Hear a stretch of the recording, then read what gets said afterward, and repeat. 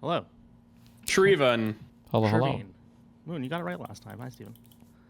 Hi. Do you remember who I am, the Israel-Palestine from last I remember every person that ever comes through here, yes. Okay.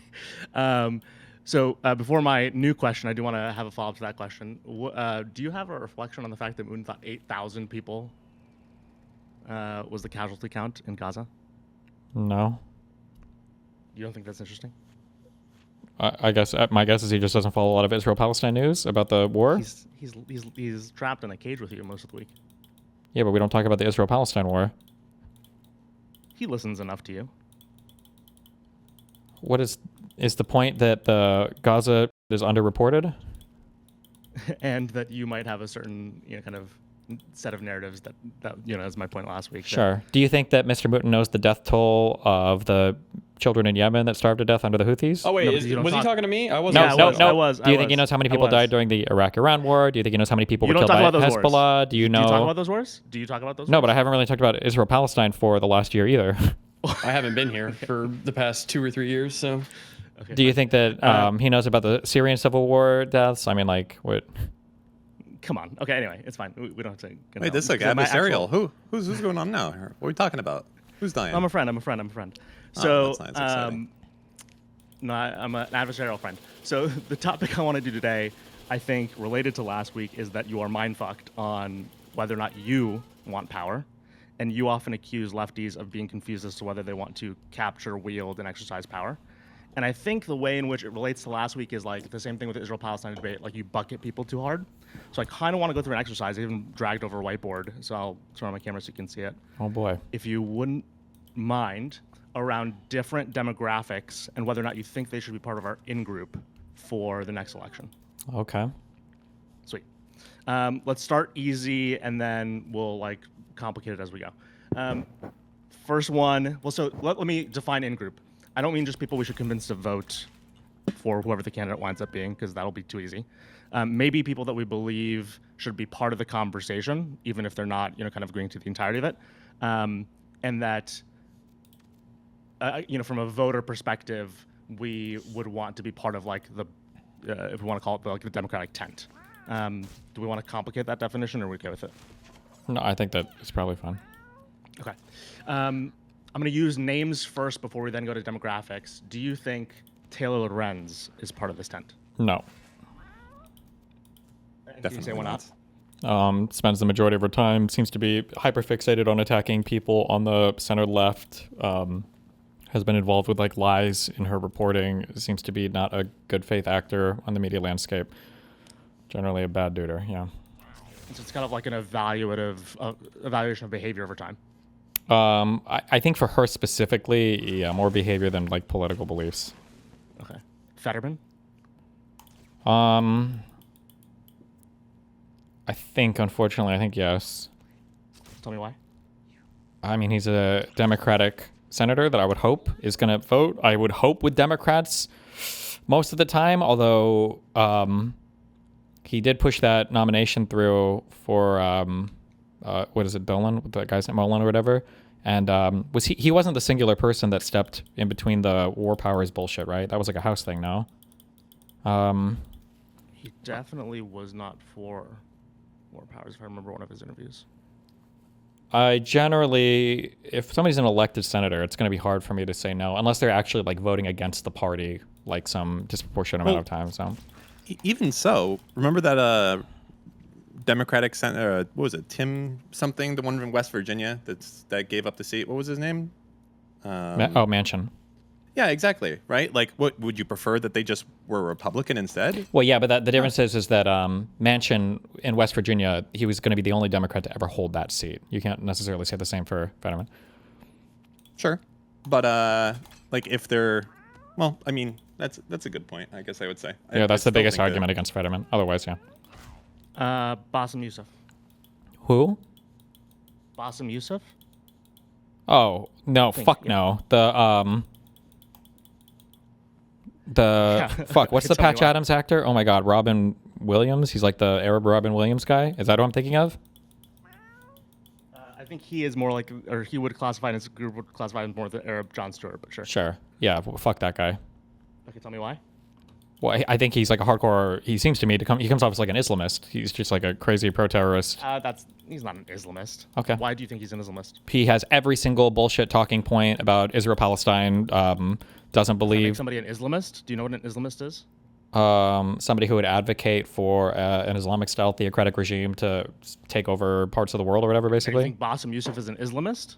Yeah, when you have that many talking points, I don't know if he's come out and explicitly said it, but it On wouldn't surprise me. Israel-Palestine, you're talking about it's an Israel-Palestine make you want, you think he wants an Islamic theocracy to control the world? He lives in, I actually don't know where he lives. I can Isn't take it down West from Islamists, but he would be way the fuck out. That guy is fucking insane. Yeah, but it wouldn't surprise me if I don't know if What he's makes him cross that line threshold? having every single meme, rumor, talking point about how evil the Jews are and how holy and blessed that Hezbollah Mehdi? I think Mehdi is in on like the outer perimeter, but I think Mehdi is in because he's like Mehdi will never ever mince words on whether or not it's worth voting for the Democrat candidate over the Republican. Do you think Mehdi would be likely to try to kill the candidacy of anyone who doesn't fall on the right side of Israel-Palestine? If they're in the primary, maybe, but in the general, I don't think so. No. That's interesting. I think you're probably right. Okay. I know your answer to this, but I ask it for my follow-up question. Ezra Klein. Yes, unfortunately.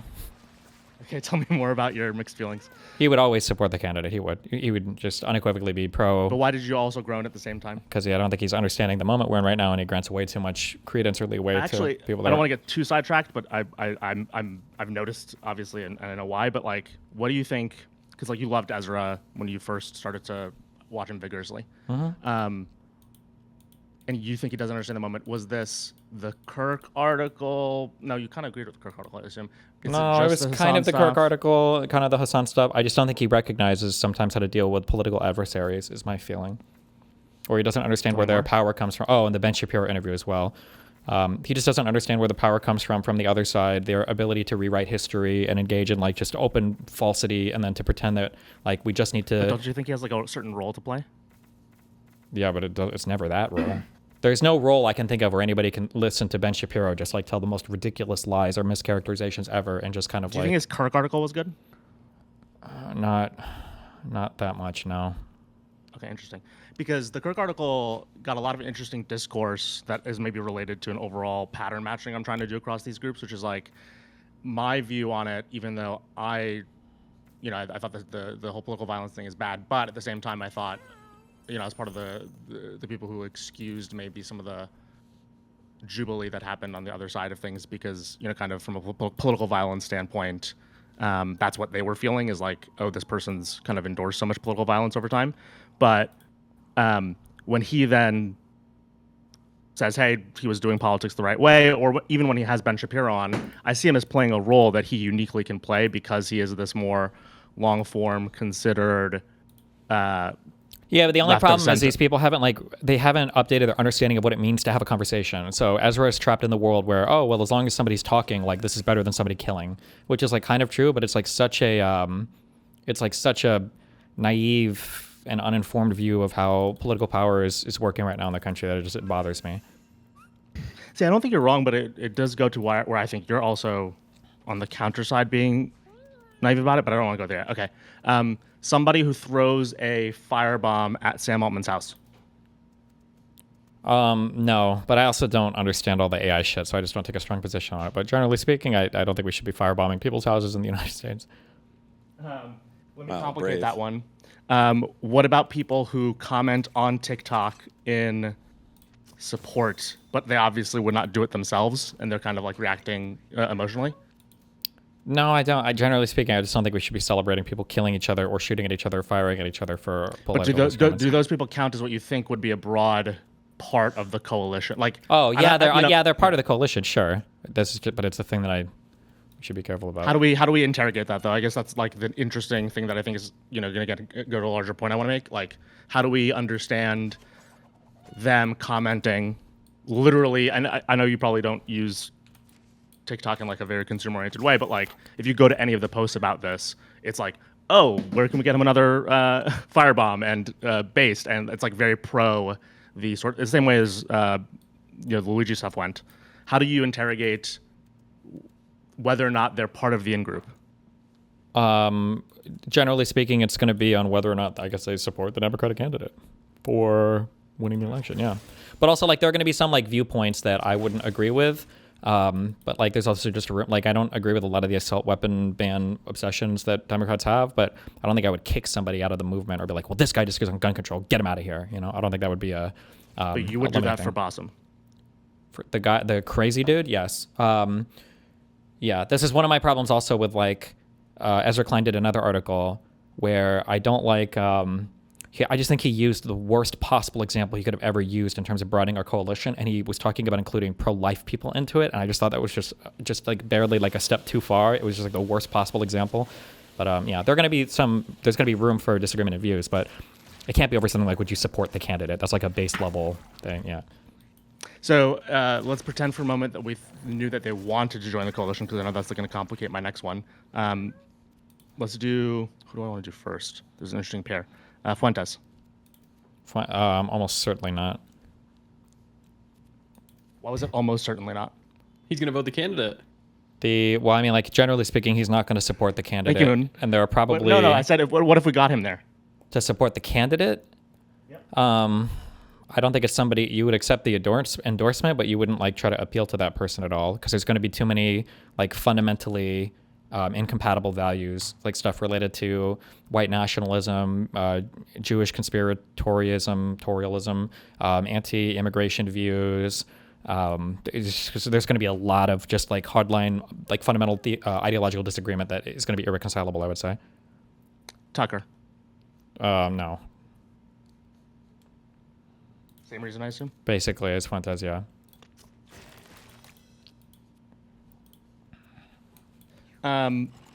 Okay, let's move from specific people to, kind of groups. First one, let's use the notion, and you might not have as firm an opinion on this, and I can either guide or we can skip it, but a tech investor who was a Hillary voter in 16, was Biden in 20, Trump in 24, and is part of like the social class of the Mark Andreessens and David Sacks of the world. But it's not them. Yeah. But it's not them. Yeah, I would say yes. Why do they pass? Because these people are fucking retarded. I don't think these people have like super strong ideological disagreements. They just got sucked into some stupid fucking tech world shit. Agreed. Okay. There's two groups of people that I think are the same, but I know you don't think they're the same, so let's kind of interrogate that first. Do you think people are anti the Iran war are mostly the same people who are anti the Ukraine war?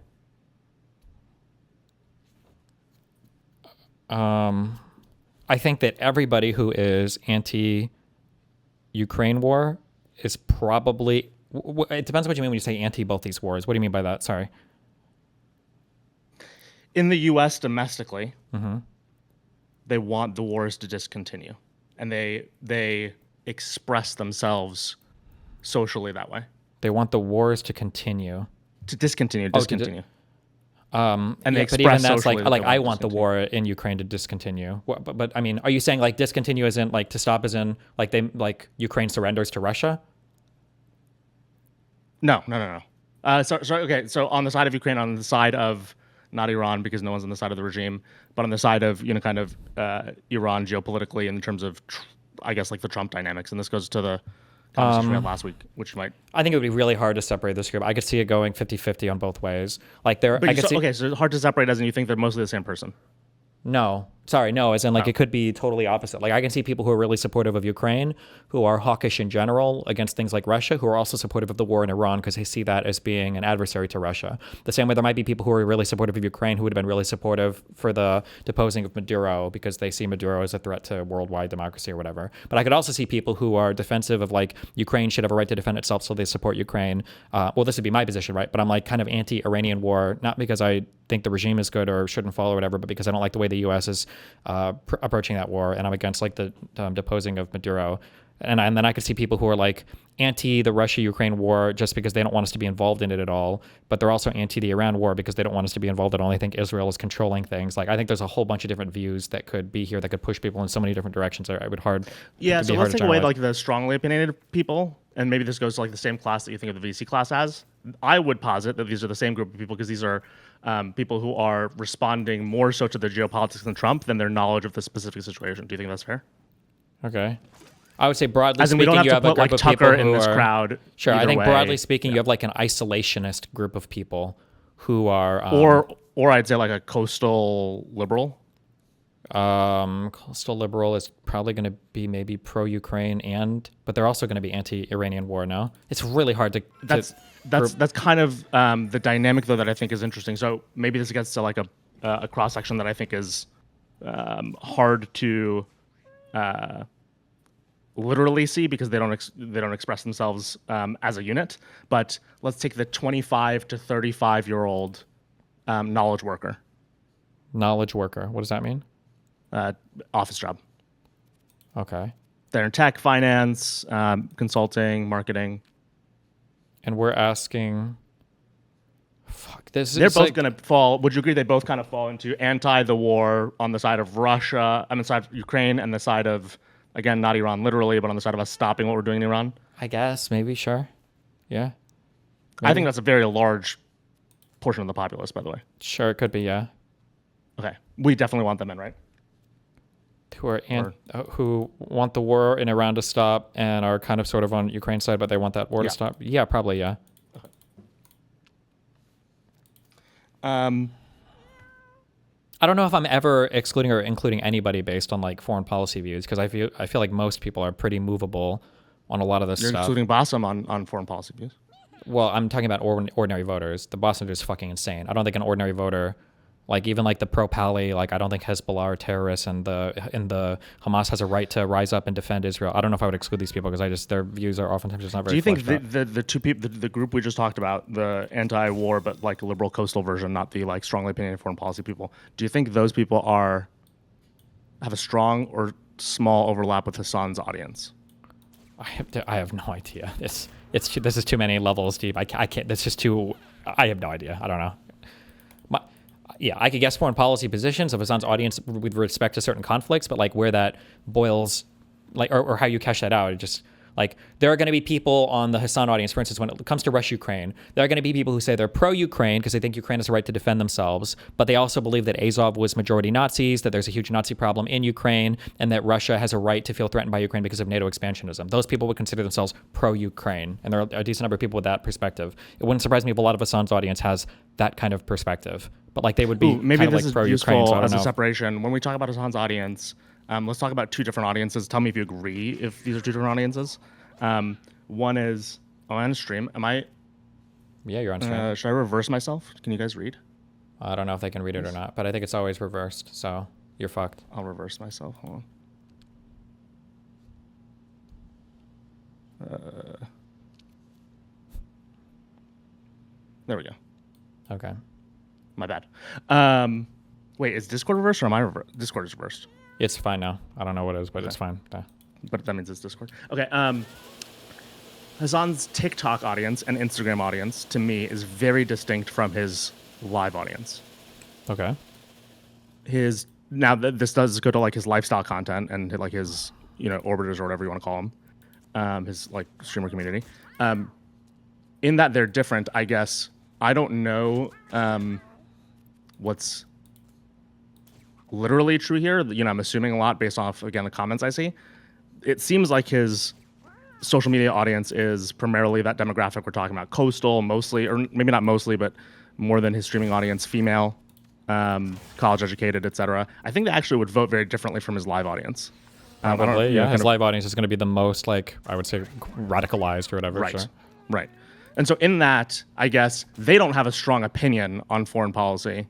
They're going to maybe catch some of his content, but not, kind of in the extremes.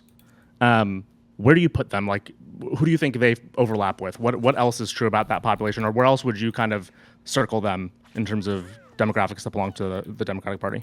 For which audience? For The social media one, like his more mainstream lifestyle crowd. Probably broadly speaking, they're just kind of like progressive-y types would be my guess, broadly speaking. Do you think they have an opinion on IP? Yeah, they're probably largely against the way that Israel's done the war. They probably broadly feel like it's like a genocide or whatever. But low information. Yeah, but probably not going to be broadly supportive, at least not as much as Hassan is, of like the Houthis and Hezbollah or whatever, and Hamas. Okay. I'm going to call this next group, kind of the elected left. So this is AOC, Ilhan Omar, whoever else you want to kind of put into the more progressive, what are they called, Justice Dems or whatever. What about them? I think AOC is more moderate. I think like Ilhan and Rashid Tlaib are probably a little bit more aggressively, like more closer to Hassan's side, I would guess. Would you say that they fall into a bucket we want as part of the in-group? AOC definitely. I'm not as sure about the other two, but Would you try to exclude them from the in-group? they're elected, so probably not. I don't know if I'd waste the time on it, but I would have to investigate their beliefs more or whatever. But if Would you say there are people other than? Would you try to not in-group? In this, let's use Hassan as the useful example. Would you try to not in-group Bassem the same way, or would you not be as activated if like Bassem started to make the rounds more than he does? Yeah, I think Bassem is worse than Hassan. Yeah, I think that Bassem dude is insane. And would you activate to try to like outgroup him? Or I mean, I would watch his stuff actually, and I would speak about him that I think he's like a really horrible, terrible, toxic person. Yeah. Okay. But I don't think there's as much of like a drive to say that like, oh, he's a Democrat who supports Democrats and is part of the Democratic Party and is campaigning with Democratic politicians. Like, I don't think he's ever would be considered in that group of people. So it wouldn't be something I would think about as much, I guess. And how does that then overlay into what you think about Ilhan Omar and such? Well, they're literally part of our party. They're elected officials who are, But you still think that you might not want them as part of the in-group? Yeah, I just don't know how much like anti-Democrat stuff they do. I don't think they do that much. I'm pretty sure I would want them. I just know they tend to be like, these are like the two most radical members of the party. So I would just have to like look up more on what they believe and everything. Yeah. Okay. Who have we missed? What other interesting? Oh, Hanania. Probably not. Tell me more. He's a conservative, right? Why are my markers dying? He's a conservative in the same way as, what would I classify him right now? Like, you don't think he's going to wind up voting for the Dem in the next election? He's definitely going to vote for the Dem. He might, but he's not part of our group. He's a conservative. Interesting. So tell me more. So if his support for the Democratic Party would come more out of a horrendous distaste for how crazy and horrible the current MAGA shit is, not like he suddenly is aligned with the Democrats on a ton of policy. So there's like a right reasons thing that you have going on here. Am I hearing that right? What do you mean by that? Like you're looking not only that they align for this election, but that they do it for the right reasons. Well, I have different standards for different people in terms of what they market themselves as. Like Hanania doesn't pretend to be a Democrat. So like I don't have to, he's not included. It wouldn't even be a question of including him in like the Democratic coalition because he's just not a Democrat, right? So like same thing with like do you think there's Cheney. a chance that he, and I don't mean him literally because he's too caustic for this, but like a person like him in the same way that, what's her face, Liz Cheney got invited to things, like that this sort of thing happens leading up to 28? I don't think I would. It would depend on, I guess, the vibes of everybody. But I wouldn't necessarily be opposed to that as long as people know what he is. Like if people were inviting Hanania to events, to Democratic events, with the understanding that he's like a Democrat and is going to, be with Democrats, I would be opposed to that. But if it was self-classification is important. Well, not self-classification. I mean, what he is. It's not like I don't think he would contest this. The combination of self-classification plus, because we can't look at like he could decide to say I'm a Democrat, I plan to vote for Democrats. Well, if he became a Democrat, then I would change my mind on him. But he is a Republican and conservative. He has conservative beliefs and values. I think he would say openly he's got conservative beliefs and values. It's not like a contentious topic, and nobody's like confused about that. Nobody looks at Hanania. They're like, oh, this is like what the new Democrat is going to be. It would be Hanania, or I'm sorry, it would be Hanania is like a conservative. That's how it would be viewed. Yeah. Counterpoints, kind of in a similar place.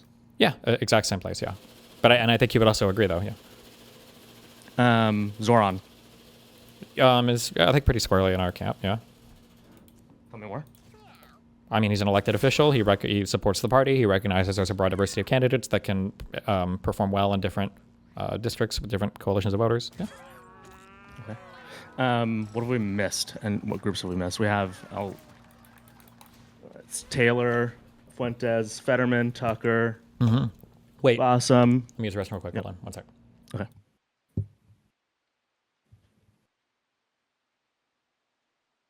Hey Moon, how do you feel about the 8,000 thing? I am currently working on my monitor. I'm not listening to anything you morons are talking about. You last week or during the week, he asked you how many casualties happened in Gaza, and you said 8,000 when the number was like 70, depending on who you Yeah, listen I don't to. know anything about Israel Palestine. But you're here all the time. Okay, he never talks about it. Never. It's a banned topic. I mean, not really when I'm here. He did it for like 3 years that I wasn't here. He does it every day. Well, then why didn't you bring it up last week when you were talking to him, retard? Israel Palestine? You're right. I should. Well, no, you brought up Israel Palestine. That's what you talked about. I feel like most of the time, but you didn't bring up the amount of numbers of people dying. No. I think it's interesting. The reflection that I have is that you then 2-3 days later were talking. I don't remember why he asked you that question, and you said 8,000. I was like, look at our poor gaslit friend, Mr. Mooten, because my whole point last week, if you remember, was like he is upstream of his audience's views, and his audience's views are completely brain broken on the topic of IP because of what he chooses to cover. Sure, but I wasn't here for fucking the 2 years that he was covering Israel Palestine. No, he still covers Israel Palestine every day. Okay, all right. I mean, you're right. I mean, man. even when he's like looking at a Hassan video, he's covering Israel Palestine because that's what Hassan talks about. Okay, it's a I'm genocide. not accusing you of anything. When they're you're evil. upset, I just You're want to know right. how you feel. Israel's evil. It's a genocide, man. Fair enough. How many people died in Ukraine? Oh man, you guys went over this too, and I don't. I think it's total of the two of them. I think was like 1 to 2 million plus. Ukraine was what 100 to 200,000. Or am I? That is just in I think Mariupol or whatever.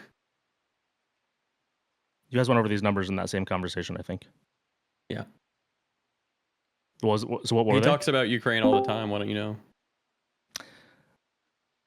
He doesn't actually talk about Ukraine in the same way.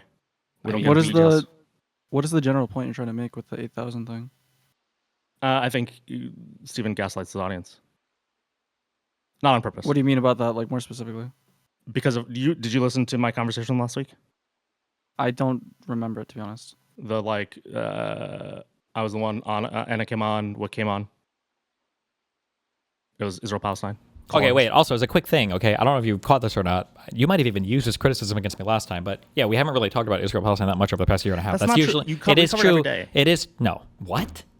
Because you watch Hassan videos, you watch Bassem videos, you watch Mehdi videos. But that's not covering It's it. These guys don't talk about Israel Palestine. None of those people really talk about Israel Palestine. Do you really think that part of his 8,000 wasn't some sort of asymmetry in how you cover the content? I'm not trying to shit on Mooten, but no, I don't think that. I just don't know if I'm not trying to shit on Moon either, no, right? Yeah, That- but I'm actually I making think a the point about average you. person doesn't have a mind for what high numbers or if atrocities or anything are at all ever. First of all, Mr. Moon is highly above average. Second, yeah, but in the terms point- of like understanding war deaths, would you consider yourself no, but decently above average? your content has an asymmetry that would lead someone to not realize what's going on one side of the equation. That's my point. Okay, I understand what you're saying because you already have a narrative that is literally unchangeable. think that's by a little fact. bit fair? No, Do you it's not think not. that's It's a- not because By the way, I know by the this. way. No, wait, stop. Let me finish. I know this because the main attack for calling me a Zionist sellout is that I stopped covering the war once Israel started to look bad. For the people that are my haters, that's the main talking point that they use. So if you to come in and say, actually, I cover it a ton, I just cover it asymmetrically, whatever. It literally doesn't even make sense. No, it's not. This is not a real. No. What was the last time we went over any significant thing related to Israel Palestine on the stream? Can you even remember a single time? What? What is the last time over the past year? When have I covered anything significant? When you say cover, I think you're using that word very specifically. You saying you don't significantly cover a topic, or are you talking about researching, kind of an incident heavily? Either of those things. I don't think I've done much at all of Israel Palestine for like the past year. Am I? No way. Okay, give me an example.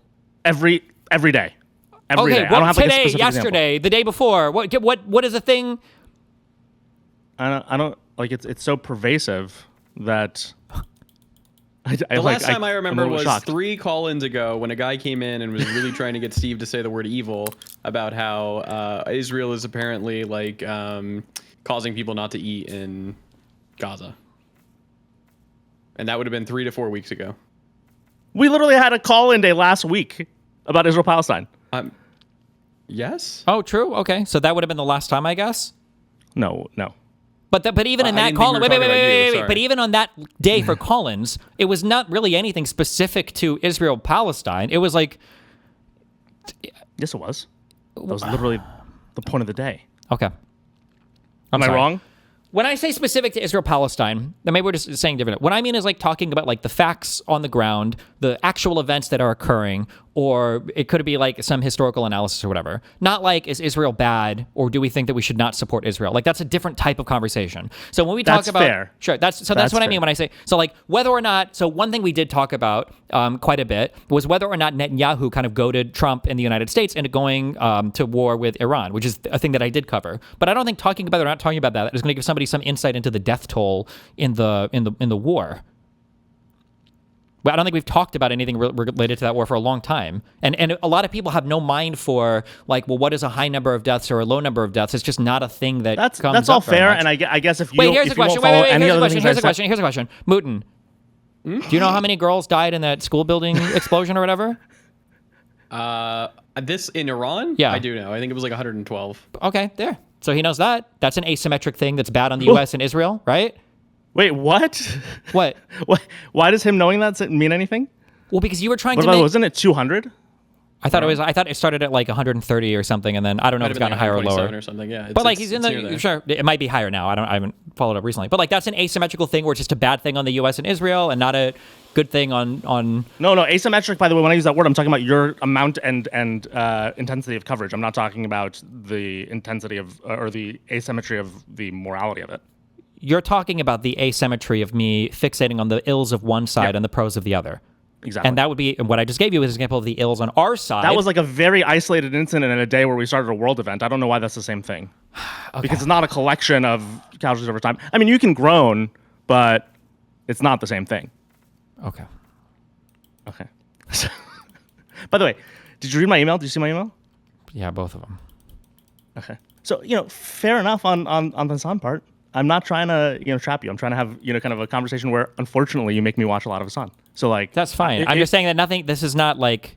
It's not proving a point, I think. I think if Mooten was here when I was actively doing the Israel-Palestine stuff, and you would ask Mooten, why does Israel feel it needs to defend itself with violence against the Arabs, and he could name a ton of reasons for that, and then you would ask him, okay, why do you think Palestinians feel the need to engage in I think violence it's a useful against Israel? 19th It's fact. I'm not it's using it as my okay. primary. All right, okay. Anyway, let's go back to the board. Gotcha. By the way, can we talk about the second topic sometime this week? What is the second topic? The Mahan thing. I think that race, unless they're is suddenly going to go away with it, is kind of dangerous. The Mahan thing? Matt Mahan, the VC investor pick for California primary, that is secretly like a very Trump-allied person that entire class of tech and Twitter is trying to make seem like a normal Democrat. Maybe, sure. Okay. So back to this. So any other groups we missed? Anything you think is not on the board? Not that I can think of. I don't even know what we're making groups for, so. People who's in the Dem party that isn't on this board? Take the Jews out of there, or just all of them. Jesus. Oh, anybody that is actually like a socialist or communist, not that calls themselves. How do we define that? Anybody that is for the abolition of all capital. Anybody in the DHS? Anyone who, okay, this is interesting. People who comment that on Twitter and TikTok, or people who have a theory of power? Okay, never mind. Get rid of it then if we don't understand it. Never mind. Wait, it's not that I don't understand. Is that not different? I'm saying for people that are actually socialists or communists, not people that just say they are. But I don't know if we have a way to Do you not differentiate think that's that.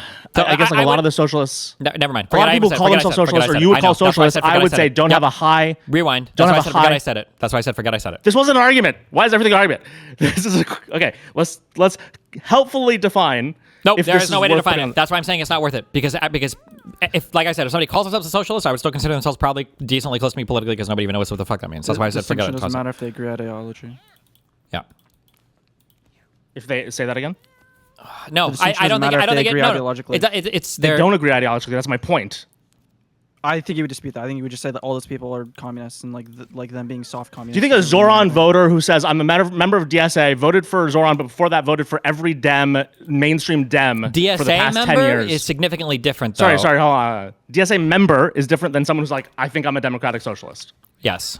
do we not remember that most of these populists are more of what I just said and not like I'm a member of the DSA? Like people who say they're a member or like they might be a democratic socialist are not members typically of DSA. Like most people do not how many participate members are in the DSA in New York City? Not that many. Okay. Look it up. DSA members NYC. So what is the point that we're proving here? I think most of those people don't have strongly held 13,000? beliefs. 13,000. So nothing. Basically zero. That rounds to zero. Yeah, but if there aren't that many people in it, then my guess is the people in there probably tend to have stronger beliefs than like an ordinary person. Yes, who but just that's my identifies point. as Is most people socialist. who, and this is where I wonder about bucketing for you, and this is the point that we can get to if you want to right now. But like, I want to talk about bucketing. So you right now are not helping me distinguish between whether we're talking about the 13,000 people in the DSA or the people who would say I'm a democratic socialist and voted for Zoran and got excited about Zoran. Are those two distinct buckets to you? I don't know. I don't know if I would ever meaningfully talk about like these people. Okay, here's my theory of power and where you're missing and where I think you no longer care about power or you're getting distracted, and I think it'd be useful. I think that bucket that would call themselves a democratic socialist would not be a member of the DSA is the preponderance of New York liberals and who we do want to convince of more centrist positions that you bucket very quickly into being pro-Pali, Hassan, socialist nonsense. And this is my whole pain point that I've been trying to bring up with you this conversation, last conversation. The preponderance of the voters, the people who are active, in kind of New York life, are clearly not in the DSA, as we just heard, but would probably say, oh yeah, I think I'm a democratic socialist. Like that's a thing they'd say at a bar. And that is a majority of who we would want to convince if we wanted to move the party to take behaviors that are more aligned with what we think the world should look like. Okay. What do you think of that statement? And we can go back to the board for it. Sure.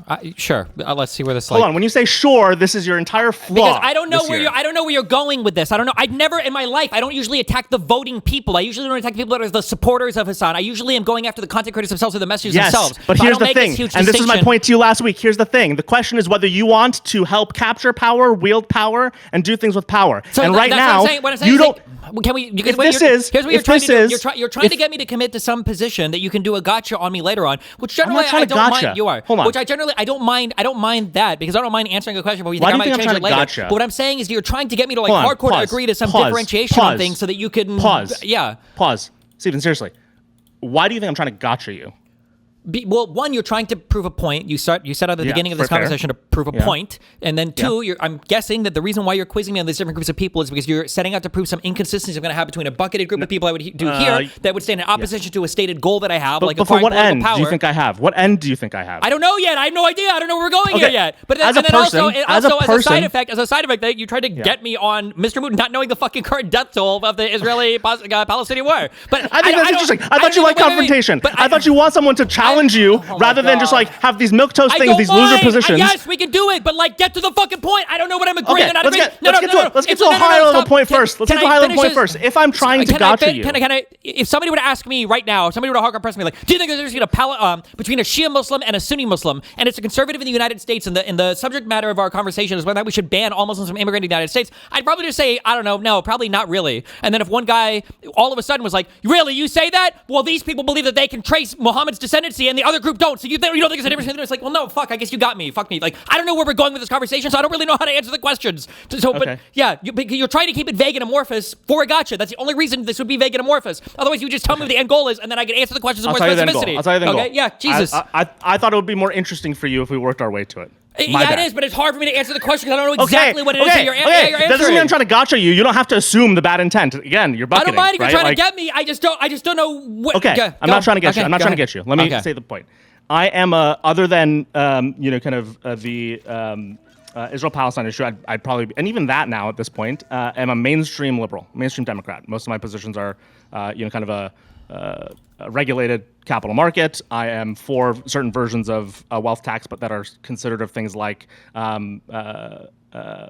capital gains and other things of that nature. I'm not for free buses. I'm not for free grocery stores. I don't mind those experiences being done. I think that this position, your position for the most part, again, except for Israel-Palestine, is losing. It's the loser position, as you put it last week, in a lot of ways, to a more activated left. I've been concerned about that for a long time. Before Zoran, and even that weekend, I think I mentioned this last time on stream, and I can't remember, going into the weekend of the primary, I live in New York, I was planning to rank Cuomo in the primary. Before I got negatively polarized on Twitter, I sat the primary out, and then I became a Zoran superfan. So I am of the position, though, that like the policies of Cuomo, let's put it that way, are the ones we want as a liberal party. We should want people to have the sense of like a pro-welfare but pro, kind of capitalism and free markets version of the world. It's currently a complete loser position. There is no one making a good argument for that, including you. There's like, would you agree or disagree with that? Let's just take the you out of it. Let's take the like. Do you think there's a mainstream as opposed to what? The lefty version of the argument? All the arguments that are winning right now are Bernie-crat arguments. Yeah, no? I think they're dog shit. I think they're bad. I'm not saying whether they're positions. good or bad in your analysis. They're winning the polity. They're winning the liberal. They're gaining tent right ground. now. I don't know if they're actually. In a I don't know if they're at like a majority position or plurality position in the party. I'm not. I mean, sure they're of that. on the mainstream podcast now that used to be like Pod Save I'm America. talking about people who are voting and like. You don't think this influences those? I didn't say it didn't audiences? influence. You asked me if it was the mainstream position of the voters right now, and you're giving me what people are saying on podcasts, and I'm acknowledging that it's You growing don't think in that popularity. affects the mainstream voter? I didn't say You it don't think didn't the mainstream affect it. You're dodging. You're going through a different thing saying effect. I'm not dodging. If you wanted to ask me, You then said- stop. you said- Stop. I'm telling you exactly what was said. You're asking me if that is the mainstream position of the average voter. I said no, and you said, do you think it's affecting them to be on podcasts? Yes. That's why I said it's getting more popular. I don't think it's the mainstream position yet. Do you have polling data that says opposite to that? Yes. Remember Okay, we then talked about this with. Then just show me that. Why talk about what's on podcasts? Fair enough. I don't have polling data readily available. Okay. I can try to actually ask AF while we talk. Okay. But you said something last week about we talked about the Israel-Palestine thing, and I was pointing out to you that we went from like 12 to 15% of the Democratic Party being pro-Palestine to now this year I think it's like 52 to 60 something percent. I can pull that up. Sure. Is that something you would be surprised by? No, I think that's all the polling data that I've seen. Yes. Right. So do we not see the left's argument, at least on this one issue, right? Do we not see that they are beginning to affect the polity? Yes, but I've never in my entire life disagreed with that statement, so I don't know why you're presenting this as though it's a revelation. Yes, About people Israel-Palestine online, or about the left? about literally anything. The online discourse Okay. has an impact on real life thought that people have. Yes. Okay, so I guess let me get to the end because you still seem to think I'm trying to get you. I think across some of these groups, the question that I have is when we decide they're worth, our in-grouping, right? And so in-grouping, again, we can, call that a couple different things. Are we willing to hear them out? Do we treat them as an adversary? Do we try to persuade them? All these sorts of things. And I can't tell if there's a consistency, and I'm not trying to do a gotcha, we can explore it. I can't tell if there's a consistency with you as to why someone's in that in-group or not. And one of the challenges I think that provides, because I think you react so instinctively now to this, you have like a native, again, IP is the thing that controls it, maybe it's HP related, reaction to a lot of these people who I think are actually the main audience you should want to reach. The example that I'll give you is this group that calls themselves socialist, but doesn't have strongly held opinions. And this is the point I made last week about Israel-Palestine. These people are low information. Your audience, even though they yelled at me in the comments after last week, is low information. Hassan's audience is low information. So too is this preponderance of coastal liberals. Like they have an opinion. It might be drawn by a few articles, but most people are not doing what you're doing in trying to define a theory of the world, theory of power, theory of international relations. So they have all of their opinions. They might be strongly, strong opinion loosely held. So even if they vocalize a strong opinion, it's probably loosely held. And these people want to hear the loser positions. And I'm trying to figure out if I can tell why you don't want to reach them. Because I'm looking at some of these other reasons you do or don't want to reach people or think they should be part of the in-group. And with Bassem, it seems to be like there's a worldview you think he has. Fuentes, Tucker, and Hanania, it is that you don't think they are true to the cause. Justice Dems, you were kind of a mixed bag on. Mehdi, you said yes because you think he'll support the candidate in the general, no matter who it is. Fetterman, you kind of had the same vibe. He votes with us. Taylor, no, because of bad behavior, it sounds like. Do you think her bad behavior is intentional? Lorenz, yes, she's crazy. Yeah. Well, sorry, but crazy could mean like she still believes in what she says. Do you think she believes in what she says, or do you think she's like I don't know. I vying for haven't spent a attention? lot of time thinking about it. I wouldn't treat her as a good faith actor though. So then, why? Like, if we hear all of those reasons about kind of why you would or wouldn't, why don't you want to reach this audience that I'm talking about? The people who are very intrigued by Bernie because Bernie's good at catchphrases, Hassan because they might be women who fall in for lifestyle content. Again, I'm not talking about his live stream audience, right? Like, what is it that prevents you from thinking of this as someone? And again, maybe you go like, I would want to persuade them, but I'd go, most of your content turns them off at first glance. I'm not talking about the way you talk. I'm talking about like the intensity, of how you talk about one or other sides of the issue. So there's not content of you kind of giving lenience to things that they are currently trending towards in terms of things they care about. And you're not putting forth these interesting arguments. If we go to like your whole point that you think you have loser positions, I'd say they'd actually be really receptive to your loser positions because they don't have strongly held opinions. They haven't heard Hassan or AOC or I know AOC is more mainstream now, but like and Bernie go through these very left positions on wealth tax and how we would actually do that on housing policy. Like, why don't you think they would listen to you or be persuaded by centrist position, not just you, right? Why do you think these loser positions can't be persuasive to this audience? I think it could be. Okay. I think it could. I just don't generally have the opportunity to, I think, communicate with those audiences usually because those content creators know that they don't want to be. Oh, really interesting. So when you say those content creators, you're talking about like the podcasters. Sure. Yes. At this point, do you think? I know that we want their audiences, and this is every content.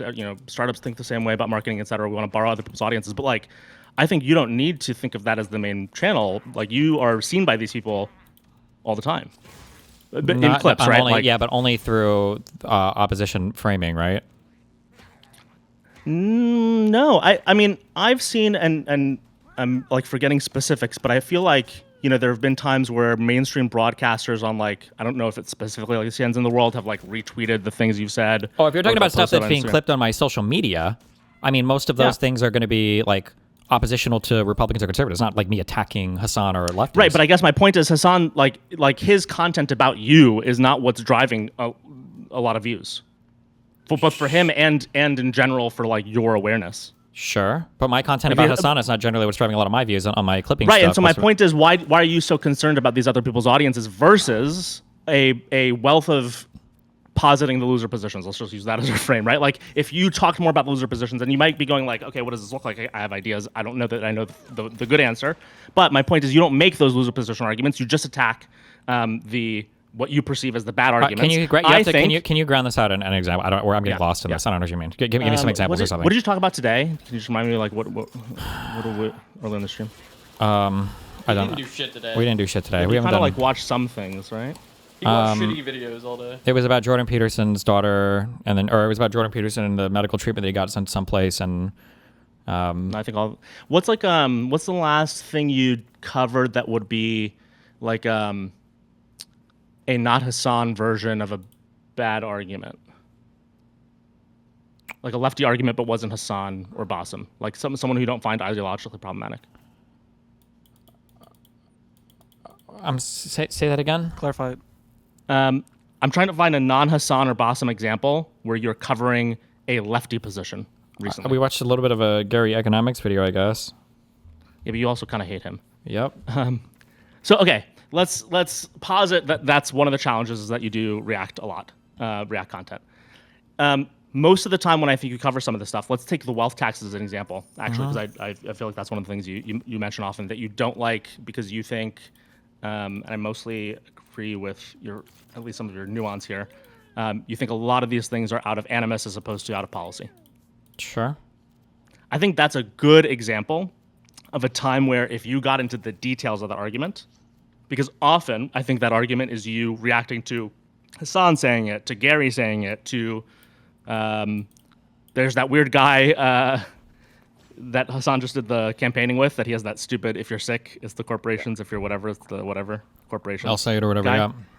Like all of your content about that, except for like these two-liners you give, which I do think are the right way to think about it, is like, hey, yes, this might or might not be useful, but we have to stop putting it in the case of animus because for it to be persuasive and effective, et cetera, it should probably be in the frame of what it would do for policy or for budgets. But I think you only give that the 5 seconds to 10 seconds because most of the time you're reacting to the people you perceive as being enemies. If that's the only content available about you, both that you distribute, that other people distribute about you, and there isn't this, okay, let's talk though about what it would look like. And there are a variety of ways that could look. Then these people will never find home with you, even if they could, because they need an invitation, right? Because their issue, anyone who, again, is, let's call it strong opinions or weak opinions loosely held, that is generally in our tent, needs some sort of an invitation, right? It's like, okay, what is the thing I think this guy said? And is it said in a way that allows me to enjoy it? So, for example, if someone identifies, and whether or not they should, with Hassan, or they identify with Bernie, or they identify with that guy, the one running that said the corporation thing, they're going to immediately feel that they're, from an identity perspective, they can't join in your critique or your ideas because you've made it oppositional. The same thing with the pro-Pally stuff, right? As soon as you and I start to chat, right, I can handle it, but like as soon as you begin with 17 insults before we get to continue the conversation, the question then becomes, if that's someone's only invitation, or they're not going to view it as an invitation, because it immediately becomes an identity argument that they can't. Is the whole thing here that you think that I should have videos or I should talk about just like positive defenses of my more liberal positions instead of attacking the leftist positions? Is that? I guess, but it's more. Yeah. Okay. It's sure. like last week I don't thing, the necessarily tone thing. disagree with that. Sure. It's Like, he it's just tone. wants you- It's not just tone though, Prime Mind. I think, like, and again, this is where I don't have like a singular idea, but I do have like a thought. I think the thing that you do, and again, like most of the streams, I feel like when we go back to Israel-Palestine, that's one of the values of them, is this intensity of the argument and the research that on some of these loser positions would be very convincing. Because my politics don't come from you, Stephen. I was in Democratic politics for a little bit, and I'm strongly opinionated, but they mostly align with you. And I actually think you have a way of communicating both the research and debating with that research that is more persuasive than a lot of the other people on the center left, or let's call it like the mainstream liberal position. But I think most of the people who do it right now do it poorly, don't do it, are afraid to do it, are ceding ground to the left. But if you can go into those detailed arguments without only using a foil and starting with the use of the foil, then you invite people who, again, these are like friends of mine in New York. Again, let me use the Zoran primary as an example. When that Cuomo-Zoran primary was going on, before I decided to change my own position, I was talking to people about why I thought free grocery wasn't going to work. I was talking about why rent freeze may or may not work if it has to be super limited. Here's how, I was like, here's the position against Zoran. And I convinced a few people until I, right that weekend, decided to take it back, that they should move from a Zoran vote to a Cuomo vote, because I think these arguments are persuasive, but no one makes them well. The last person to make them well on any sort of broad stage was Obama. Okay, has this just been the longest way ever to say that I need to just make better positive arguments for like liberal positions or whatever? Yeah. Sure. I don't that you need to think of these audiences I don't necessarily, very differently. I don't know about that. So I don't necessarily disagree with you, but when I'm arguing policy as it stands right now, I'm generally going to be arguing policy related to the Republican movement in the United States, because I just think that, that's the opposition party, and that's going to be like that's like the number one prevalent political thought right now in the United States. But I wouldn't necessarily mind arguing policy-related stuff with people on the left, but they frame this argument as like an ideological one, where the people over there, I don't think they're engaging with this on the policy level. Like if we wanted to sit down and have like a debate with people who are educated about whether or not, all of society needs to abolish capital versus whether or not you can have capital ownership, I don't know if that is a winner policy position that I can have, because this discourse has been so poisoned by people on the far left and the sloppulous thing anyway. Like if this was like a judge debate and I've got to argue in favor of pharmaceutical companies or something, or I have to argue in favor of, corporations existing, I'm confident that I can win that debate. But if it's like, can you make this argument to an ordinary public person whose starting position is everybody who's rich is in the Epstein class and pharmaceutical companies just jack up drug prices because they like to see us suffer and die? I don't, that's a whole other, but this is also part of why I would like to exclude people like Hassan and all these other people from the left, or at least from the Democratic Party, is because they're poisoning a lot of these arguments by the way they talk about it anyway. But so I mean, I could So probably. I have 3 questions about that. That's interesting. So the first is Also, wait. Oh, also, and then on the last thing too, a lot of the framing of my positive arguments usually come through when I'm having debates with political figures, and I can have debates with people on the right. Nobody on the far left is going to be open to having those debates, so I don't get to flesh them out either. There, it's just going to be me talking about it on stream, basically. quick comment about that before my 3 questions. I do think and you kind of did this in a good way, I think, with what's his name, Peter, with the COVID stuff. Like you digging into material and then having like an expert or a nerd on the other side of that, I think actually was working back in the day. I know like timelines of what was going on was probably different than it is now. But so the first question I have is when you say, you think you're reacting to the Republican Party and you're talking about the ideology stuff. We're not really in policy. Like you're not reacting to policy anymore. You're reacting to like violation of norms. Like the only argument happening from that side right now that you are reacting to has absolutely nothing to do with any of these positions. They have to do with let's call it meta positions about a fascist, like and the people enabling him. So I don't think that's. I guess, but there's still like, what is the direction that the country should be going in? Like, what should our immigration look like? What should our... Well, people either are pro-fascist or not. That is a dead end. I mean, and I'm not saying it's not good content, but I would say it's not you currently reacting to counter positions to the things you hold to be true. I disagree, but I mean, I guess you could define away the question there. So, but I would argue it's reductive. I don't know how to respond to that. What do you mean? Like, there are people in the United States who think the president should be able to unilaterally control the country. I think that's a position that's worth fighting against because a lot of people on the right... and fair, do that. But I'm saying that's a separate thing. They're not also talking to you about healthcare. Like that's, like the other stuff that hopefully in a post-Trump world we're actually talking about, or we're talking about internally to the party, is not the same topics as with this group of people. Because to your point, they're kind of in a pro-fascist delusion. It's not policy oriented. I mean, I disagree. I mean, we're talking about like the border and what should be done with legal immigrants, and is ICE, allowed to operate? So I guess you could say some of them are, but like Trump and his admin, when you're reacting to them, aren't even making that argument anymore. Okay, I don't know what the point of this distinction is, but I'll grant it. I guess I don't know. Okay. Sure. The second is on the notion of kind of this populace that what would want to call this the normal person. How do you think they get a preponderance of their opinions? Like, what do you think is the this is like a genuine, I'm curious, like all the ways, like obviously social media, whatever, but like, do you think like a person who follows a lot of, let's say, Twitch political streamers, but for lifestyle content, let's say they might have hit Hassan, but they aren't following him on, live streams and politics. They think they like AOC, but again, haven't been following her closely. What do you think is their current digest? Where does it come from? Probably CNN almost still? exclusively social media would be my guess. So scrolling on Instagram or Twitter, and then whatever their friends are talking about.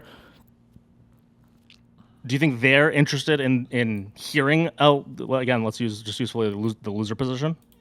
No, because it doesn't feel good. So I'll use the Luigi thing as a good example. I feel like I don't know if this is like extreme. Tell me what you think. Like 60 to 70% of people who voted Dem are also the type of people who like would comment on social media about that right now, or like back when it happened, and be like, he had it coming. Would you think that's too high of an estimate? I think it's way too high and over indexes for younger people. I think that number's probably a lot lower, but just because like older people are probably going to be a little bit more like, oh, that's kind of fucked up. But it's probably way too high of a number, much higher than I would be comfortable with. Yeah. What would you estimate? For a percentage of people that supported Luigi assassinate, my guess is maybe 25%, maybe. What's happening? Hello? Okay, Mooten. Oh, my guess would be 25%. I don't know what the actual number is. Of the Dems. Sure. Probably my god. Well, of the Of Dems. all internet left people, it's probably a lot. Of all, well, internet people is different. Yeah, fuck it. I'll park it at 25%, I guess. Just because I don't think anybody over the age of like 40, generally speaking, is going to be like pro that guy getting assassinated, or that number is going to be really low. That'd be my guess, but I could be wrong on that. I don't know. It's interesting, and again, I'm in New York, so like I don't have that bias. But a lot of people who are older than 40 and who also like I even have a lot of friends in medicine surprised me, and this caused a lot of debates because I was very against what happened there. Some of them were convincible. So like I'd have this conversation where they go like, look, like this is what the insurance company's doing. Them as a physician would say something like, I'm frustrated with them too. And there's a lot of this that like is not just the younger folks in that crowd. And they're having this visceral reaction to, like, I think, a loss of agency, right? They're like, I can't participate in the system, and therefore I'm okay with anything that harms the system. But then when you point out to them arguments that I think are really good around, like, we can't root for like a virtuous leader, like, the virtuous version of the United Healthcare CEOs, and what we want regulation around insurance companies. I think they move their position, and I think they find that compelling because they also don't want to live in a more violent society. Okay, sure. I don't think I necessarily disagree with that. Yeah. I think they'd want to hear those arguments though about insurance. And again, Yeah, but not I don't like think they're they'd gonna sit they're down not for gonna like get a them 3-hour scrolling stream. on social media. Like my takes are not gonna spawn. But isn't that the only way? No, or maybe I don't know. But my takes aren't gonna show up alongside people who Why? are. I'm explaining, but you asked me why in the middle of my explanation. You stopped when I was 6 words in, and then you asked why as I was explaining why. Okay. My bad. I think one of the complaints I've had over and over again about social media is the fact that the stuff that you see is the stuff that you kind of want to see that makes you feel good. So I don't think right now on social media algorithms you're finding a whole bunch of arguments that are challenging the thing that you currently believe. I think you generally just get fed the same thing over and over and over and over and over again.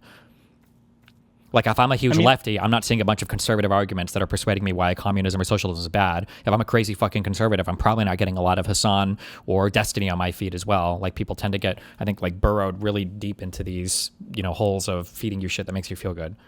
Echo chamber. But I think there's 3 interesting things there. One is people will react to you, right? And so in the same way you react to people or they react to you, and currently we see that in content. Yeah, but if they're reacting to me, they're not reacting to a strong version of my argument, and they're not reacting to something that would be persuasive to other people. This is why I say it's always, like, if you look at how Hassan conducts himself, and the people on the right as well, they're always reacting to the straw man or weakest versions of your arguments that they always have a 100 trillion% knockdown of at that point in time. It's funny, and I know this is like person dependent, but like Andrew Wilson makes you, or like he doesn't do that well. Like he doesn't come across convincing when he represents your bad argument, because the truth is most versions of the bad argument sound like you're mangling the other person's words. I disagree. So, like, I think they sound good to Andrew Wilson viewers, and I think they sound good. Andrew, yeah, but his audience is different.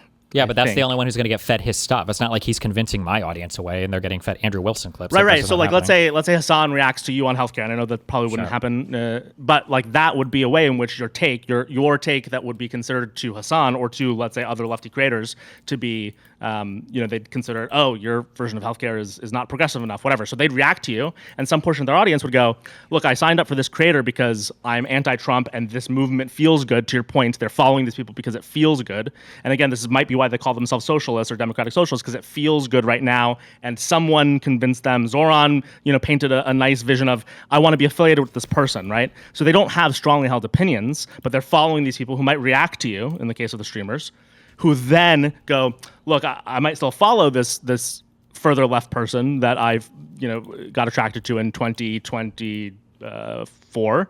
But now I'm hearing a position that's closer to where I historically stood, or closer to people who I are understand electable. I understand the words that you're saying theoretically, but in practice, everybody knows this. But this is why they don't watch opinions that could threaten their own platform. This is why you just told me earlier that you said that you have been watching way more Hassan than you want to because of me or whatever. And then, but I can ask you, like, but I meant through you, by the way. Okay, I don't fine. go to Through his me stream. or through any other thing. Like, when is the last time Mike from PA or Hassan or Frogan or I don't know, literally any lefty on the internet has ever talked about me? When is the last time they platformed an argument in a Don't coherent they do way? it all the time? I don't know. You pull up clips of them all the time, no? No, they don't. Hassan. They don't do it any of the time, ever, never. That was usually Hassan the joke. No. The joke is usually that the framing of the opinion is so absurd. Like, when was the last time? Oh, in a fair way. Sorry, I didn't hear you. Sure, meant in a I'm fair saying way? that, like, if you're somebody who believes kind of in market forces and you think whatever, but like maybe the lefties are convinced on healthcare, Hassan is never pulling up a clip where I'm saying something like, I think that we've gotten great advancements from pharmaceutical companies in the United States, and I think that you could even argue that capitalism has contributed to this. I think the COVID vaccine is a great idea of it, but we should have the government rein these places in more, put some more. You don't hear that ever. You hear Hassan say, Destiny believes that big pharma is the solution to everything and wants poor people to die of healthcare. Nobody in his audience that could be convinced by me is hearing him say that, go, wow, well, maybe healthcare wants us to die. I kind of like that center-left opinion from Destiny. I'm going to go check that guy out. Like, there's a reason why they have a very specific strategy of how they show content of people that they consider oppositional to them, and it's never in a way that could be convincing, like intentionally so. So that's fair. And I will say, though, this is where I go to the whole idea of, like, again, not for, like, the sake of just being nice, but I do think, like, the question of having more inviting approaches to some of these buckets. I don't know, again, if that has to be intentional or if it's something that's just like in your head at all times. But like, again, I think when you are making some of your arguments that will inevitably get clipped, not making it identity oriented, maybe with these people in mind, will allow them to at least hear you. Versus right now, I think a lot of the times, again, let's use the Palestine and Israel example. Yeah, but they're only going to platform the arguments that they can twist and morph. Like, that's the point. It's not like, oh, this guy clipped you coaching. But they can still twist and morph the Israel-Palestine arguments without you being as extreme. I mean, even let's just use me as an example. I got on the stream. I didn't bring up a sign at first that got you all upset, but you still were upset with me because I did come in strong.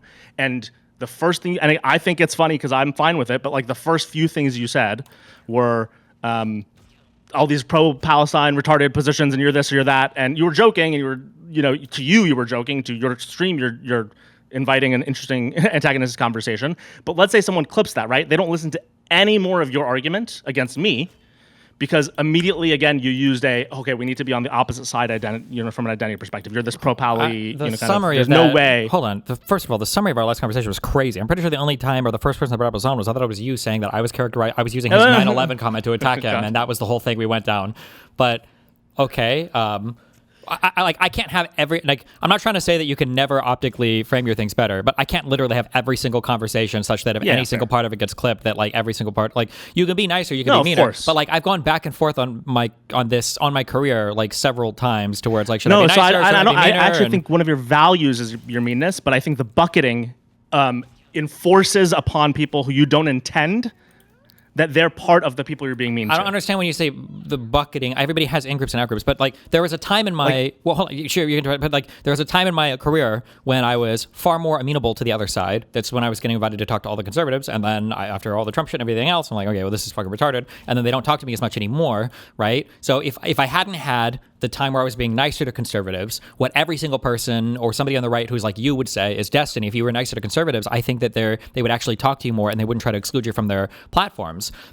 And then I would say, well, no, stop, let me finish. What I would say is that no, they will never platform me because they know I'm going to be so combative. And then that other person say, no, you're just wrong. But now that I have the history of doing it, nobody makes that argument that, oh, you could talk to conservatives, you're just being, they'll take you really combative, you've just been so mean to them, they won't. Because that's not true, because I was really nice to them and not ultra combative, and that is when they platform me. But now when I've shown that I'm going to be more combative on the points and I'm not going to let them get away as much, now they won't talk to me. Right? That's not an accident, or that's not a mistake. It's a strategy from their perspective.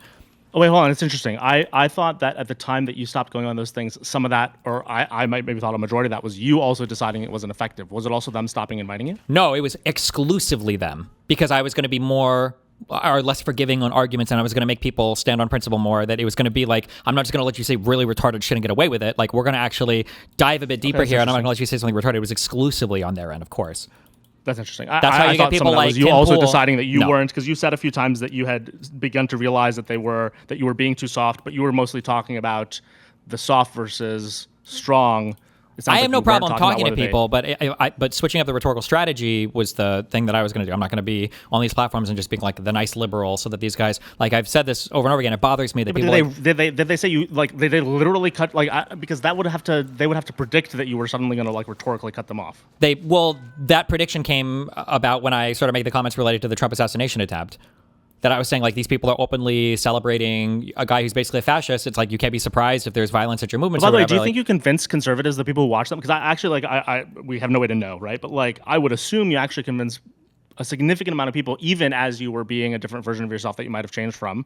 Because again, to a lot of the points I'm making, I think a lot of these people have strong opinions loosely held who follow a lot of these people, right? They're low information. They found maybe, but the issue that I'm running into when I'm looking at how these conversations are going that is challenging is, and it's hard to know like exact numbers. Like I'm sure there are people I converted for sure, but like that, sometimes I think there are different roles that need to be filled in the party at that particular time where I started to get really irritated. I felt like there was nobody that was filling like a strong center left liberal like area, and I wanted to fill that role more than just being like the nice liberal.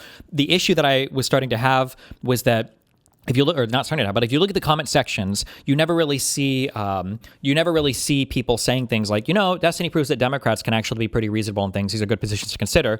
Rather, it's more, wow, Destiny's not like other Democrats. Though. That's like the Yelp effect. So like mostly people comment on a restaurant or people who have like a very strong opinion. Like we actually, in some ways, like the people we're talking about are unlikely to be commenters. Okay. I know that doesn't feel satisfying. No, but it's not. true. You didn't let me finish my sentence. Okay. Go ahead. Which would have impacted the response you would have given. The issue that I have is that people are not commenting that I'm making them have a better view of Democrats. They're commenting that I'm not like other Democrats. So I think that the position that I was representing in a lot of these adversarial shows, adversarial quote unquote, where I'm trying to be friendly, I'm not presenting this position that like, look, no, Democrats can actually be like way more reasonable than you think. It was that I was an unusually reasonable Democrat. That's the position that I ended up occupying for most of these people, I think. Okay. I still will say the same thing I did, which I think most of the people who would be convinced are, again, people who wouldn't be the commenters because they're people with either strong or weak opinions loosely held. They might have started following these people in a moment where it felt good to them, but they are not as ideologically entrenched, and they're unlikely to comment and be like, oh, I think there are right? some of those people that I persuaded, sure. Like, I don't think it was all for nothing. There are definitely people I have in my audience that came from conservative audiences. I don't deny that. But, like, there are also times where sometimes you want to hear just, like, a stronger defense of your own ideology and a more stronger positive argument put forth for your ideology.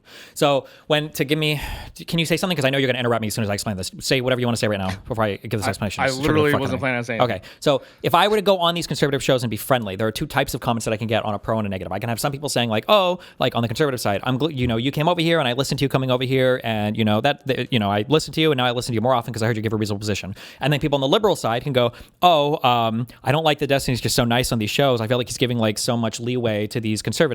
On the flip side, where I'm at now, where I'm being way more aggressive, I'll have conservatives say, oh, this Destiny guy is like fucking unhinged. Like, he's not even worth dealing with. This guy's crazy. But on the liberals, I hear things like, oh, like, thank you for putting forth these arguments as passionately as you do. Like, I felt fucking insane. I'm glad there's finally a liberal who's at least like saying some shit that makes me feel a little bit more sane. So like, you can occupy different areas in terms of your approach to conversation. There are different pros and different cons to each. It's just up to balancing out, what How do you measure what's worth it? I guess like this is it's a totally vibe-based thing. It'll be based on comment sections. It'll be based on other content creators. No, I meant like philosophically. Like as you go into a quarter or a month and you decide where to spend your time. How That's are what you? I said. Like, it's based on comment sections. It's based on where I see the media at. It's based on who I see talking about what. Like the reason why I feel like I'm in the strong like liberal position right now that's not trying to find common ground and break bread with conservatives is because when I look around, I don't know if I see a single other strong center left person like in the alternative media space right now. And in the mainstream media space, there are some that are kind of sort of getting there. Like there are some journalists that are there, but for the most part, that position just seems like not occupied at all right now. I just don't know who those people are. So I feel like I'd rather occupy that position. How do we think about? It's difficult because I think she with you, especially on the topic of dark money, goes a little crazy. But let's just use Taylor for a second because she's like obviously got some sort of a connection to Hassan. Again, the dark money thing is weird and very strange. But she also has interesting, like clearly her own set of values is far more on the left than the center left. However, in some of her nuances related to her reporting, she'll actually have some values that are kind of disconnected from them. So, for example, a lot of them are very anti-big tech and are like, we have to break up these companies and take away Section 230. And, again, there's a series of things that far left thinks instinctively or natively. They're reacting from emotion. And she pushes back on them. And so she'll be like, actually, no, you're being a useful idiot to the far right or to people who are just kind of fascistic. These are bad arguments. Here's why they would suppress First Amendment, all this other stuff. I don't know if you've seen that part of. I am, but I really don't like any road we go down relating to Taylor Renz because I consider this person to be basically fair enough. I guess crazy, I can't think of an adjacency, and maybe that's one of the problems. Who's similar? Taylor is crazy. She's her own thing. Like Taylor is against Section 230, things not because of anything related to fascism. I legitimately think this woman might be addicted, in a clinically horrible sense, to social media or whatever. Like I think there was an article that was released. I don't even know if this is a troll or not, but there was an article released where, what was it? That she had. I don't want to misquote this, but it was 11 hours of screen time a day on her phone. And she was defending this because she said it's important for her to use her phone and shit all the time. And the fact that she is obsessively showing up everywhere, still wearing a mask because she thinks that we're still in a pandemic. And I think that she's mentally unwell. So it's hard to talk about anything related to her in a serious political fashion.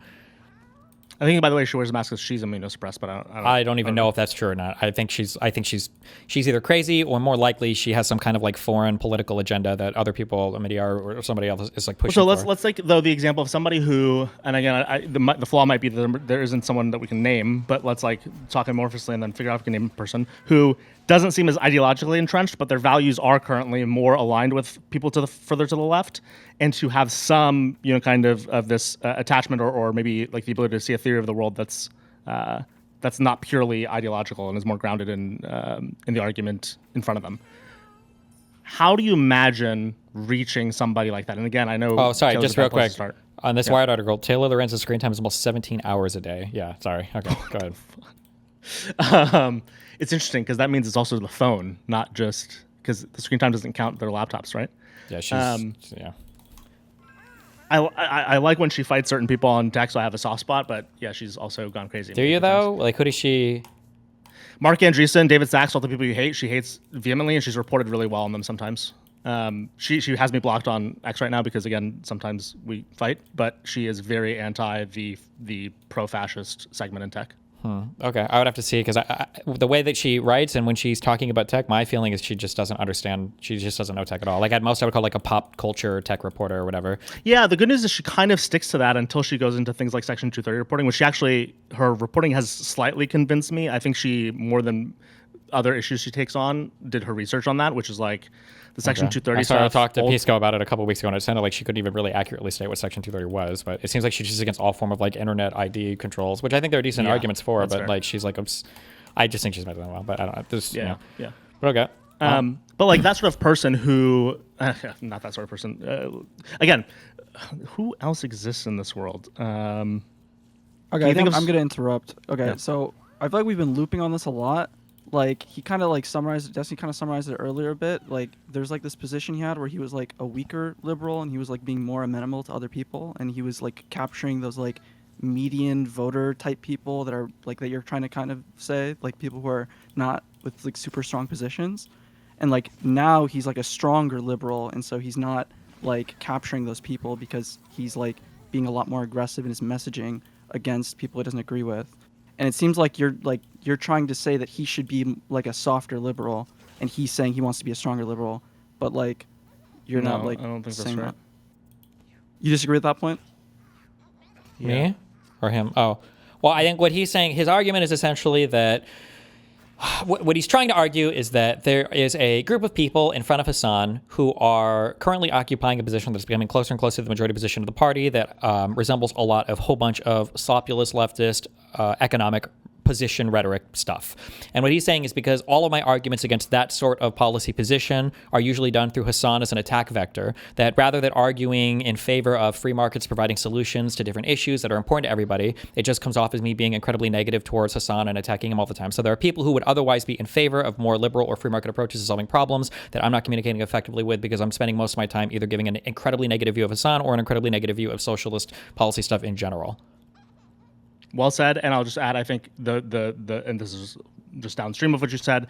I think this is now not just Hassan, but this is like a lot of other people in the party who, again, might surround him or be adjacent to him, where it's only going to happen more and more this year and next year, right? So like they have such a stranglehold on the narrative right now in the party. Sure, and I don't disagree with you necessarily, kind of, but what the difference, the point that I'm making is that like this is like a deliberate strategy. I don't know if you saw my conversation with Tim Miller.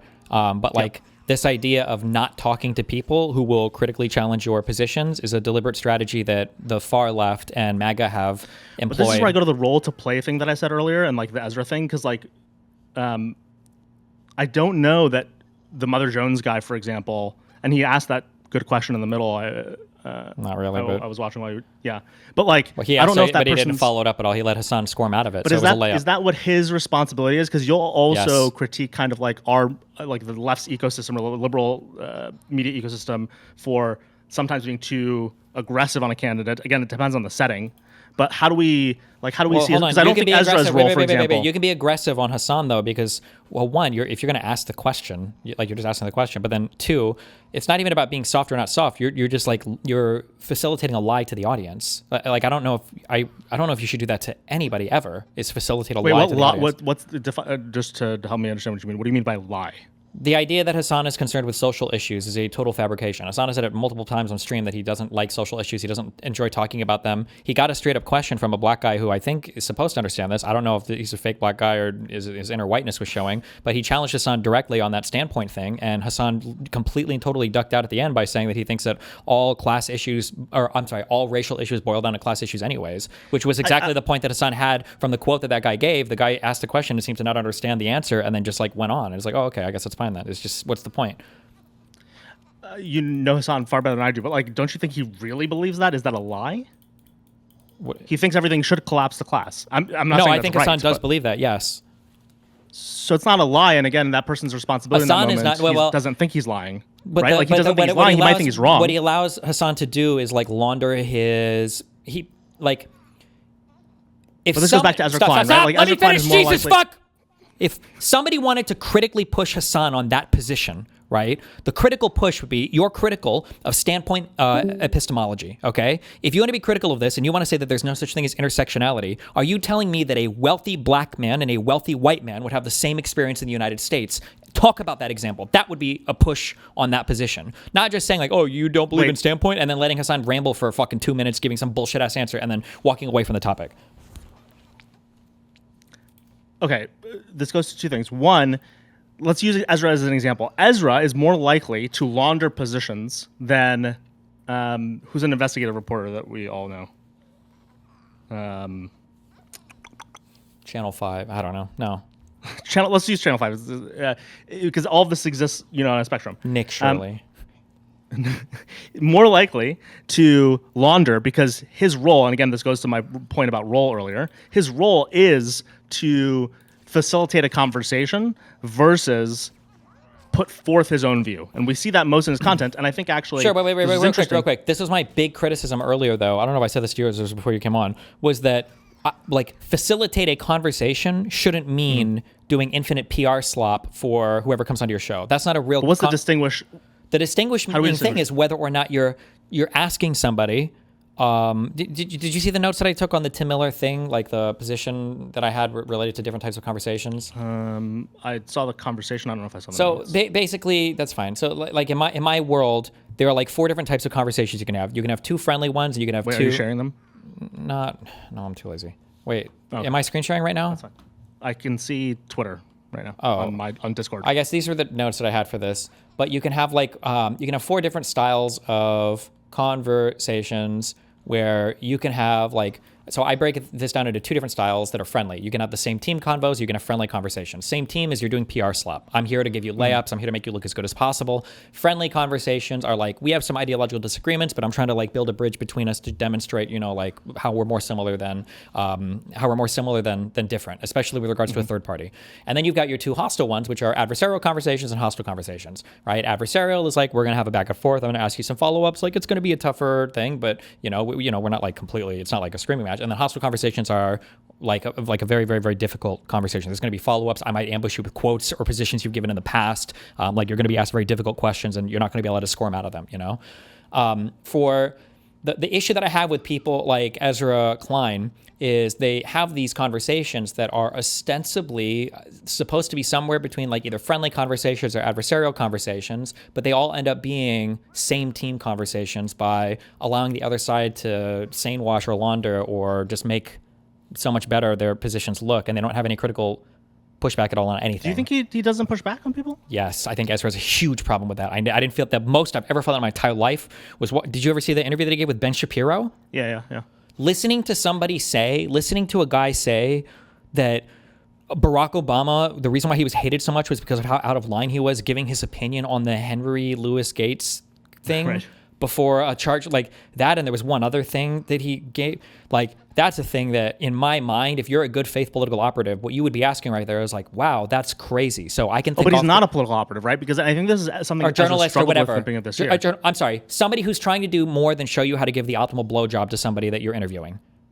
That is not an answer that any sane individual could let stand. If it was to be about any other topic, you would never let that stand. But in the politics world, for some reason, everything slides. I agree with you in a healthy democracy, if you want to call it that. But the interesting thing is, I don't know if Ezra, and you might go, this is a worthwhile trade, but would he get Ben or some of the other people that he gets if he, again, I wish it weren't what I'm about to say, but he somewhat has to position himself as the friendly conversation, not the adversarial, because he's nerdcore, right? He's I want you to hear the fullness of someone else's argument. And until 2025, he wasn't doing a lot of, he hasn't done it recently, but he was doing a lot of talking head in the beginning of 2025. I don't know if you remember that. Yeah, but the issue is this isn't a real conversation though. It could be, but it's not. Like, if it would have been him pushing back on that and making Ben actually justify that position, I would have liked to have heard that more. I would say, I guess he thought of it as being about what was the beginning of their conversation about? Like, I don't happened know, after but something. it can't just be somebody giving stupid answers with no pushback. I can just watch Ben Shapiro for that. Why do I need to see Ezra Klein talk to him for that? Like, I just watched a Ben Shapiro video. That's what it was. Ezra Klein's conversation with Ben Shapiro was a Ben Shapiro video where he could just like, but now he's got the added advantage. Like, if I were to have another conversation with Ben Shapiro, did you see my debate with him? Yeah. Like, I would argue that my debate with him was Yeah, somewhere you were so soft. between friendly conversation and adversarial. It was somewhere between the two. But like, if I were to have a conversation with Ben Shapiro today, a comment like the guardrails held, I would stay on that for 2 hours. There's no possible world where we leave such an unbelievably crazy fucking comment about the guardrails held, so I'm going to vote for a dictator again. That's insane to me, right? So Well, this is why the peer, like who peers invites, it's such an unfortunate thing. And I know that's not in your control, but like that's the environment that allows for adversarial conversations by default, right? Because the hard part is who invites who to what. Yeah, but wait, I understand that. But what I'm saying is that right now, the way that the media environment is set up, only liberals are the ones doing the sane washing thing. Only liberals. On the far left, when they invite people, it's either going to be PR for their own side or hostile slop towards the other side. And then on the MAGA people, it's only PR for their side, or if somebody's stupid enough from the left to accept, it's going to be hostile slop against the other side. Only center-left liberals are expected to invite people that are ideologically oppositional and then give them like a very friendly style conversation. By the way, do center-left liberals other than Ezra exist? Like I'm trying to think of who we would, because now at this point, like Pod Save arguably is, all of CNN and MSNBC and Pod Save, these guys are all supposed to be like center-left liberals. But the issue is that Pod Save has turned a little lifestyle, I'd say. But yeah, what do you mean by lifestyle? like a lot of their shows you don't watch are like John Lovett talking to like micro celebrities, and they'll still do politics, but it's like in front of an audience and is very casual. Like they're turning into like a late night, I'd say, is like the vibe. I don't know. I would have to watch more of them. Every time I've seen Pod Save, they're still very heavily a political podcast show, but maybe they do more During pop culture Pod Save, stuff. particularly, yes, during that show. But I'd say like related to how they're also talking to people like Hassan is a shift, generally speaking. That actually might be very much driving this shift too. Is they began to have audience-oriented shows or other podcasts in their network that are a lot about them engaging traditional Hollywood figures, traditional kind of social media musicians, artists, and so it's like Lovett will do some of that, and some of the others will do it, and you get this blend where essentially like they're now part of what would traditionally have been considered, kind of late night as the vibe, which is I'll give you politics, but I'll also give you things that make you feel good. Okay. But so like other than them, that's one of the challenges. And I know it's supposed to be, to your point, CNN, but is one of the issues here, and I don't see a solution, but I'm curious, like, who are we talking about other than Ezra that's giving people too much of a pass? I agree with you that the left isn't. Are there other people committing this sin in the center left? I mean, I would say the New York Times and the Washington Post is like way too harsh on center-left candidates and way too nice on these, like including people on the far left. So like that New York Times article, there have been a couple now that just attacked the fuck out of Newsom. I remember there was a whole issue with the trans stuff when Ben Shapiro was on his podcast, or Charlie Kirk was on his podcast, and then as of recently, they were attacking him, saying that he was being homophobic because of tweets that were being made on his account. Like, Right. I would say that center-left, like, I mean, Kamala Harris and Walz are Democratic candidates. They were getting incredibly tough interviews on center-left media. Meanwhile, Trump is getting slop-tier interviews on Joe Rogan.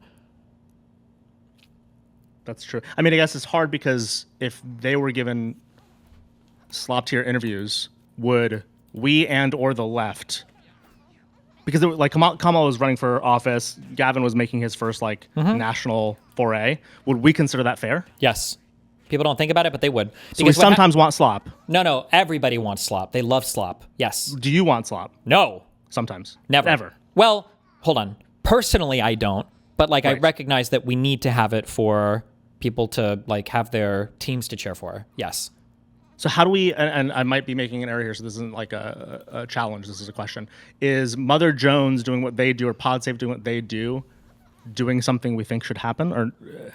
Because I know you're oppositioned, and I might be oppositioned to Hassan, but they're not opposition to Hassan, right? So, are we surprised and offended that they do slop, or is it just inconvenient?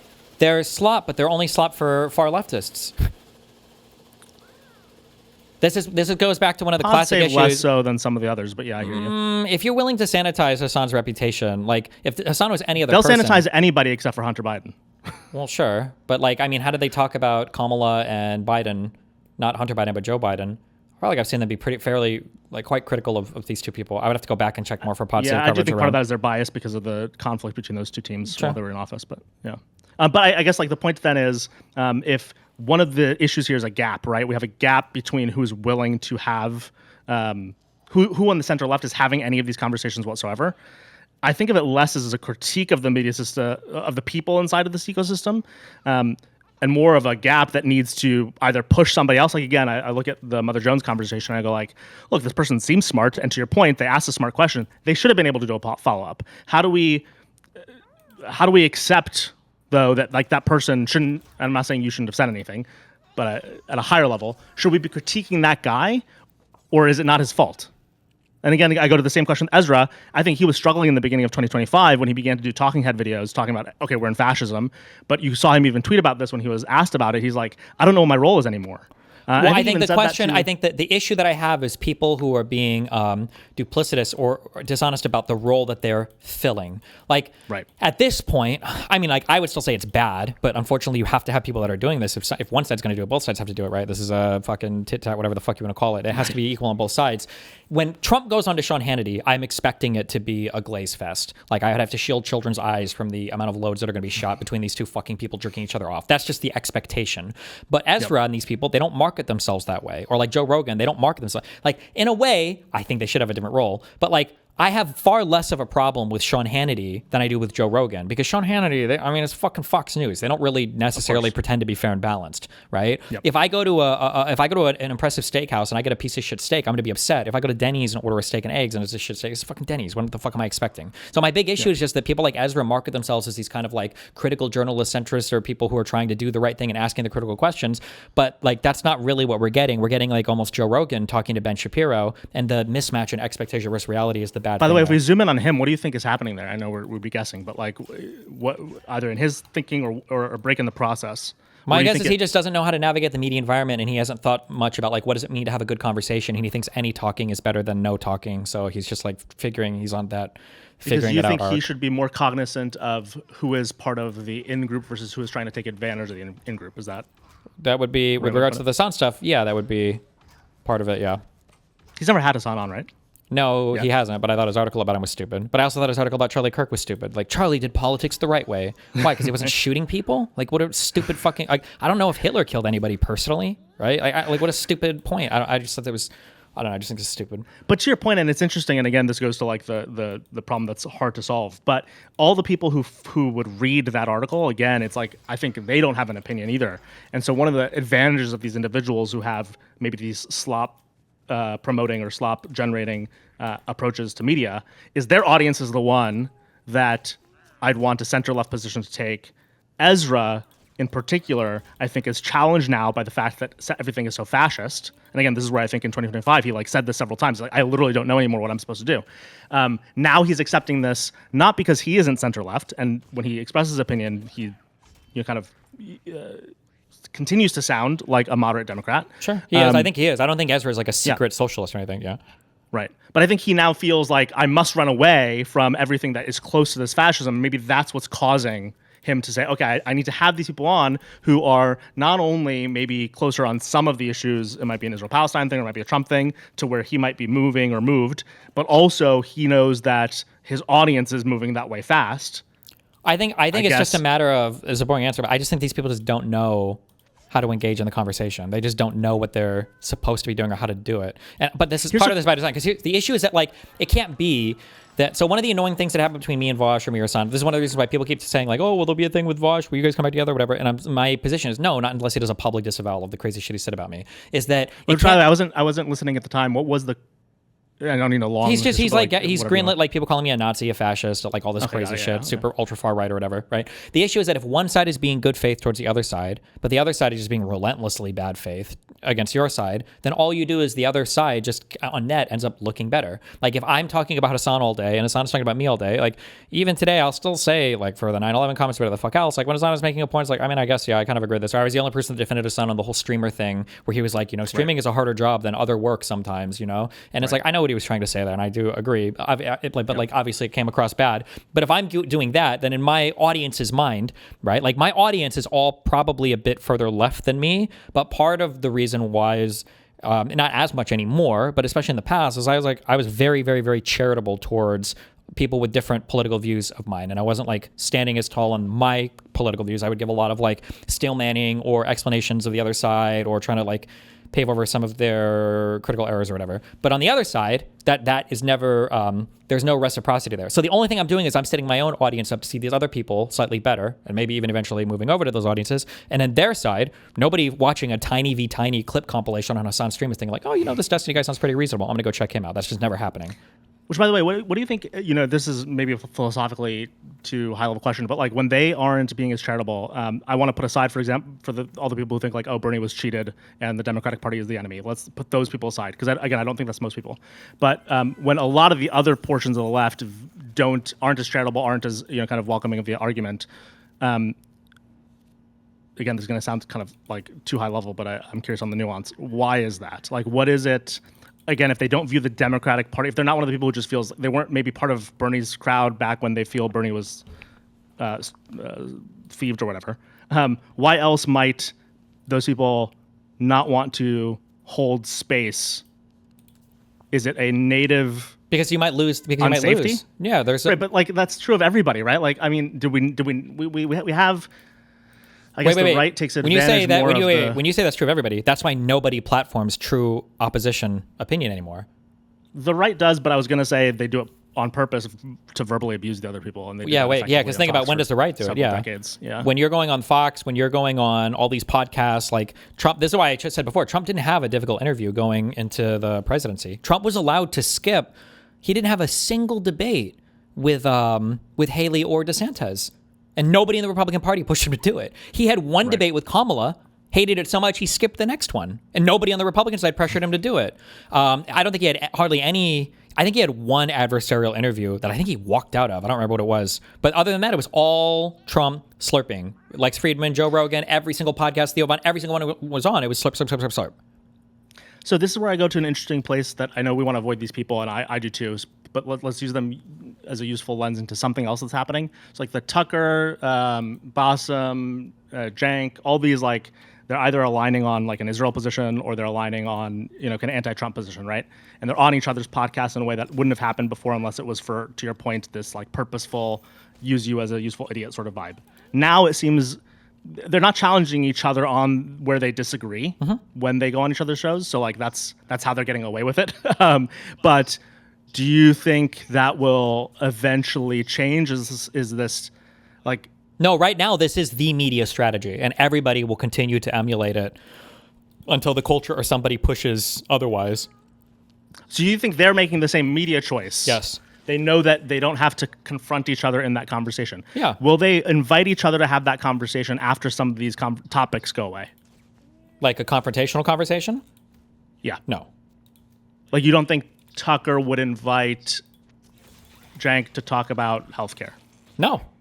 Because we can see when Jank and Charlie were doing content together, right? It was basically to come together. And even Jank didn't fully understand where the right was on that. Although, because Jank was like an adversarial guy. He would debate people with different opinions. But Jank went into that Charlie Kirk, the convention, expecting that they were going to have a friendly conversation.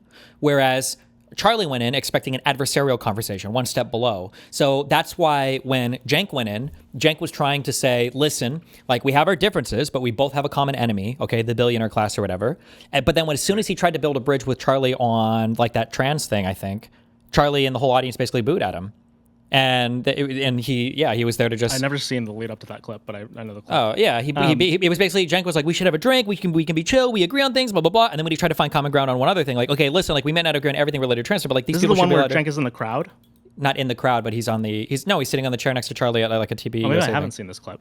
Okay. Oh, maybe yeah, but yeah, that's exactly what happened. Or look at when Anna Kasparian did a whole show with Glenn Beck. You remember that a while ago, right? Yep. These people are, in my mind, politically dissimilar in so many different ways. That was a whole jerk fest. They agreed with each other the entire time, right? That's what people are looking for today. Yeah. I know this isn't like on Anna a useful thing about her, but like let's use her as a vessel for a second. How do we not lose someone like that to madness? Because and I'll say this: if we give them grace on the Israel-Palestine issue, so for a second, imagine that we don't want to, kind of fight them on where they're going there.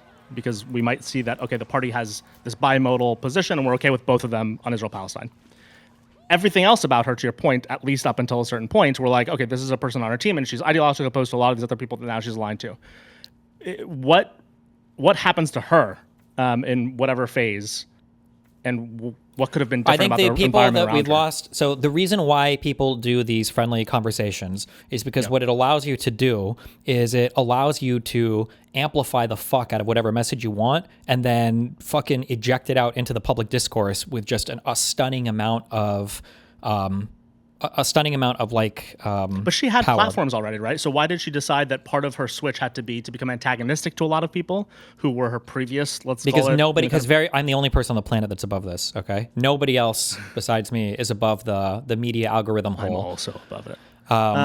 The issue is that, like, if you have a political party that has like a fucking amplification chamber that can sit there and think of any fucking opinion that you want, and you let it cook in this fucking chamber, and it fucking gets more and more and more and more and more and more and more velocity, and it's getting faster and faster and faster, and then you open it and it comes out with all this force, like it's unstoppable. That's it. And that's the benefit of this. Is why nothing ever breaks out of the center left sphere when it comes to talking points, but everything breaks out of the far right sphere. If Trump wants to say that image of me as Jesus was doctored or whatever the fuck else, he's allowed to go on 15 different conservative shows and say that. Everybody's got the talking point, and they're ready to eject that out of their space and then inject it into the algorithm. So now if you're a normal conservative, you're seeing like, okay, well, what happened with this Trump picture? Well, I'm seeing 52 different people say that all of it was like not a big deal and it was like somebody doctored it or whatever else. Okay, I believe that. And then who's giving me the opposite talking points? One, I'm not even going to see it, so because it's all in my algorithm. And then people on the far left are never going to break into my algorithm. So that's it. We've got it. But on the center left, you don't have that amplification of any talking point ever. So when Kamala goes onto some place, it's not to amplify a talking point. She's going to get attacked by everybody, even on the center left. So I think when you ask questions like, how do we lose like Joe Rogan, or how do we lose like Anna Kasparian, who's ostensibly on our side for things, because there are certain talking points that get amplified like crazy on the far right or on the very far left, and those are the only things that break through to people's algorithms because it's just being reinforced by so many different voices with no variance. To your point on that, it's a big topic. I've called in about this a while ago, like the tech right that formed, and I blame them. Like, I think it's underrated how much their demographic normalized Trump going into 2024 election. It was the All In podcast, which is you've seen all these people at this point, Chamath and David Sachs and whatever. And it started as a VC podcast. Like if you go back to COVID, they literally are like doing it because of COVID. They're talking about tech and investments. They even say January 6th was awful, and they're like Trump can never run again. Like they're on that vibe. Then it's kind of they go through a crypto phase. But by the time we round up to about 2023, when Sachs had tried to get DeSantis to be the candidate, it didn't work. He had to give up, and so then they start moving their money and their kind of drumbeat to Trump and normalizing him. And it was exactly what you said. It was. Not only did they use the FOMO, the reason people listened to them originally is because the venture community is very small. It's access to deals, access to data sort of thing. So that's why you start to listen. And then you start to get this velocity of the same thing, but it was very small pieces. I think this was actually brilliant. It was like some small thing about what was going on in New York, or, Silicon Valley had, kind of a breakup with its mayor. And so like they were constantly talking about, okay, why is San Francisco like this? Why is San Francisco like that? And in that environment, it's the same thing that we're talking about doesn't exist on the left. There was nothing else on the other side. It does exist on the far left, but not on the center left. Yeah, go on. That's right. But like the challenge is all of those individuals started off of a lifestyle conversation. That's one of the things that I think is kind of because now that we have the algorithms giving you news podcast things, now you can get people down into these holes where they will start to get exposed to that content. Before, you didn't really see that. If you watch stuff for like media or culture stuff, you're just not going to get very much into the politics world because how are those even connected? Think of a person who watches like CNN, or I'm sorry, think of a person who watches shows that talk to like musicians. Like, what is your route to the politics world? Like, you're just not engaging with that content much at all. But now, like a certain shocking headline, if it's amplified by enough people in a certain political group, can break through. And now when you click it, you're starting to see more and more. And then when you see it, the people that are hosting the podcast you watch also see it, which makes them want to talk about it. This is like where your Joe Rogans come from. And then they're starting to believe it. And then that cycle, like if you have an amplification chamber that can throw something out there, like you can always shift and mold and get people to believe whatever the fuck you want. And then all of the other idiots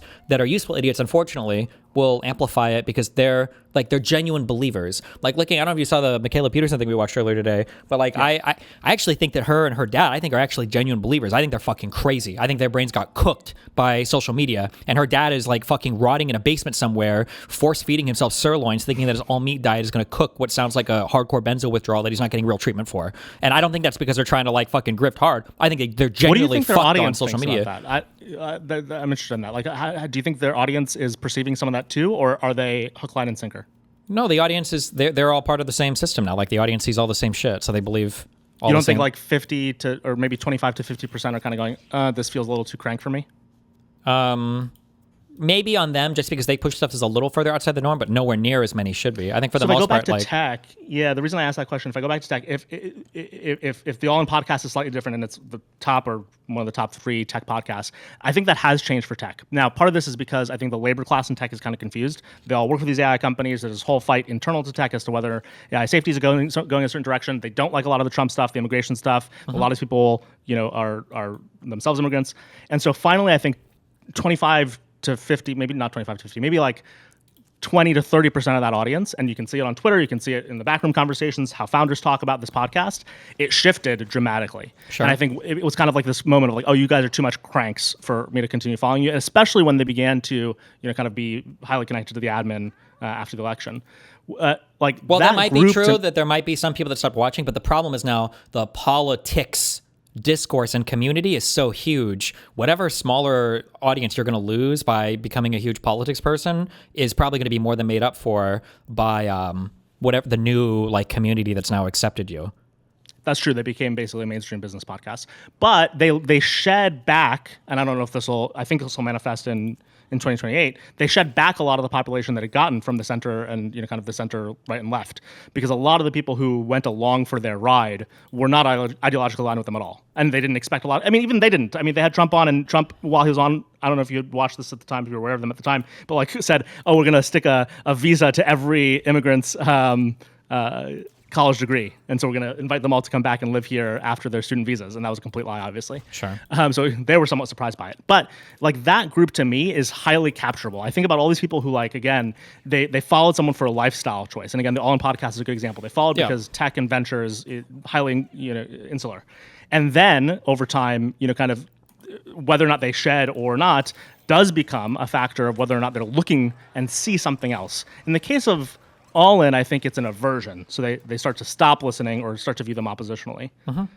But I think they're grabbable now, right? And so, like, do they start to listen to another podcast? Do they go back to being a again, a when you centrist? say grabbable, I agree that people are grabbable.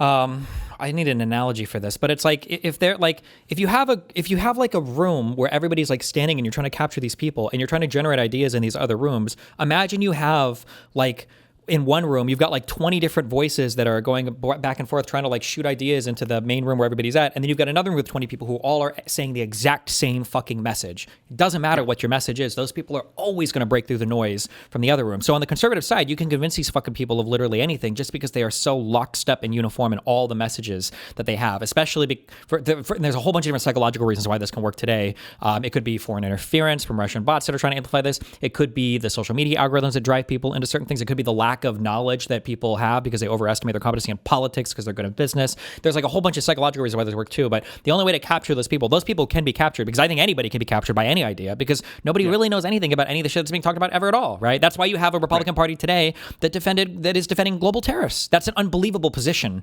from a neocon perspective, right? That's why, like, there are so many positions that everybody believes that are just so on their face, obviously crazy, right? Like, Republicans are good when it comes to the debt and the deficit. That's just like, you can for 2 seconds investigate that and see that that's a total bullshit position. No, a lot of my friends in tech, the tech investor community, these VCs, like they're counter-positioning and counter-positioning on literally everything they told me they believed a few years ago, and they'll admit to it. Like, I'll go like, oh, tell me why exactly you think tariffs, or tell me why you think this immigration policy, and I'm doing it over email so they know it's not it's not being broadcast. It's slightly different. But to your point, it's a complete admitting, and they're kind of aware of it. Of like, well, no, here's the outcome that's now justified, or here's the worst thing that I believe happened during the Biden years, and therefore I'm more okay with this change, and I think he's doing it in a good enough way. Sure. Look at Tom. Have you ever seen me talk to that Tom Bilyeu guy? Oh, the glasses guy. I can't kind of. He's like a billionaire guy. He made the Quest company or whatever. He's a billionaire. or if not, he's one like in the blue room, the a bluish purple Senta room? millionaire or whatever. Yeah, because I think he sold his stake in Quest for $500 million. I think. Jeez, I had no idea it was back But there. like this guy, if you listen to him talk, he's got like a good thought process that he can elucidate. He can talk through a whole bunch of things or whatever. But like when it came to politics or Trump, like this is just completely and totally lost. And like I'm even challenging this guy, like, what are predictions you're making? Because like when we've talked every single time, every single prediction you've made has been completely and totally wrong. Like it's none of it is right, and everything I'm saying has been true. Is this adjusted your way of viewing things at all? But the reality is he's just consuming a whole bunch of news. It's getting fed to him on. Which I've heard you talk about this about him, but I haven't heard him like.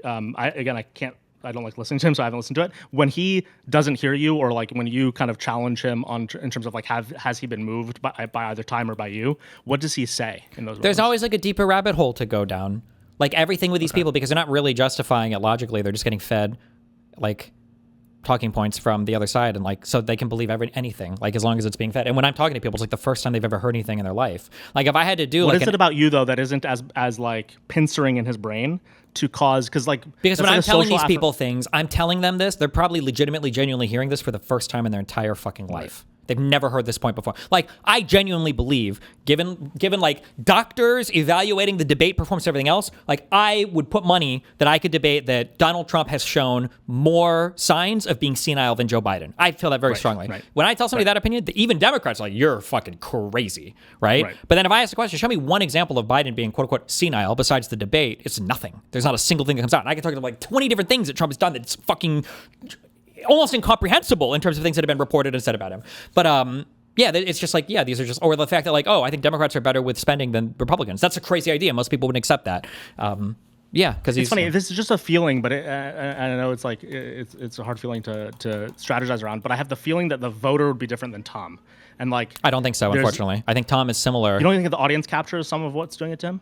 Yeah, but we're all audience captured because you're audience captured on social media, like obviously in a different way, right? He's audience captured in that he's literally making money by saying these things, but there's also some amount of like ideological pressure audience capture where if you see a thing being said on social media over and over again, do you really want to take an oppositional position to that? Who the fuck are you to take an oppositional position to that? Like that's true, by the way. I do think a lot of these voters, again, the ones that I bucket as calling themselves socialists or whatever, like a lot of it again is that social pressure that causes them to fear being part of the out group, and which is some of the reason that again I call them grabbable. Sure. By the way, just a small note, and Hassan calling that guy a centimillion or whatever. Not excusing Hassan using that as an interesting foil, but the reason he probably brought that up is he's constantly criticized. He sold a bunch of Stripe stock, and he is a lefty that is being attacked by the tech class. So all the venture capitalists and all the people in tech attack him because he's, again, more progressive than they are. And they use the fact he's made all of his money to... Well, yeah, but I think the main reason why Hassan is using that term is because we just want to differentiate them from billionaire. Which I just you're going to hear it a lot, though, about him, just FYI. Sure. Real quick. Final thoughts, just to give someone else a chance to talk. What? Well, first of all, I'm gone after this, so who the fuck else is coming in? All right, well, Second of all, he's joining the conversation. Jesus. Okay, sorry. Yeah, keep going. Wait, am I still final thoughtsing? No, you continue on. Damn, Bing is a hater. Go ahead. No, he likes it. He and I have good conversations. No, I appreciate it, Bing. I'm sorry. Yeah, but no, I'm probably going to sleep after this. So it's 9:30.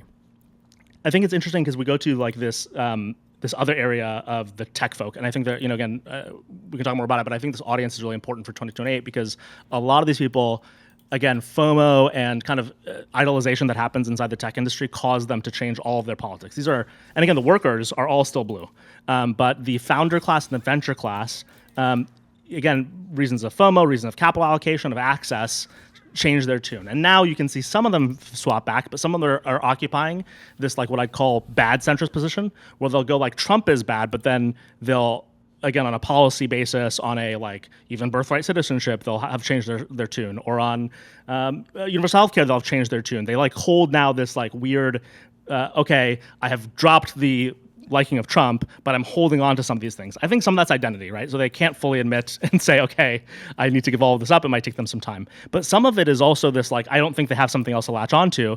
So now it's this, like, I will keep these policies. I will find other media on the right to affirm some of what I tried to believe for a few years and didn't work.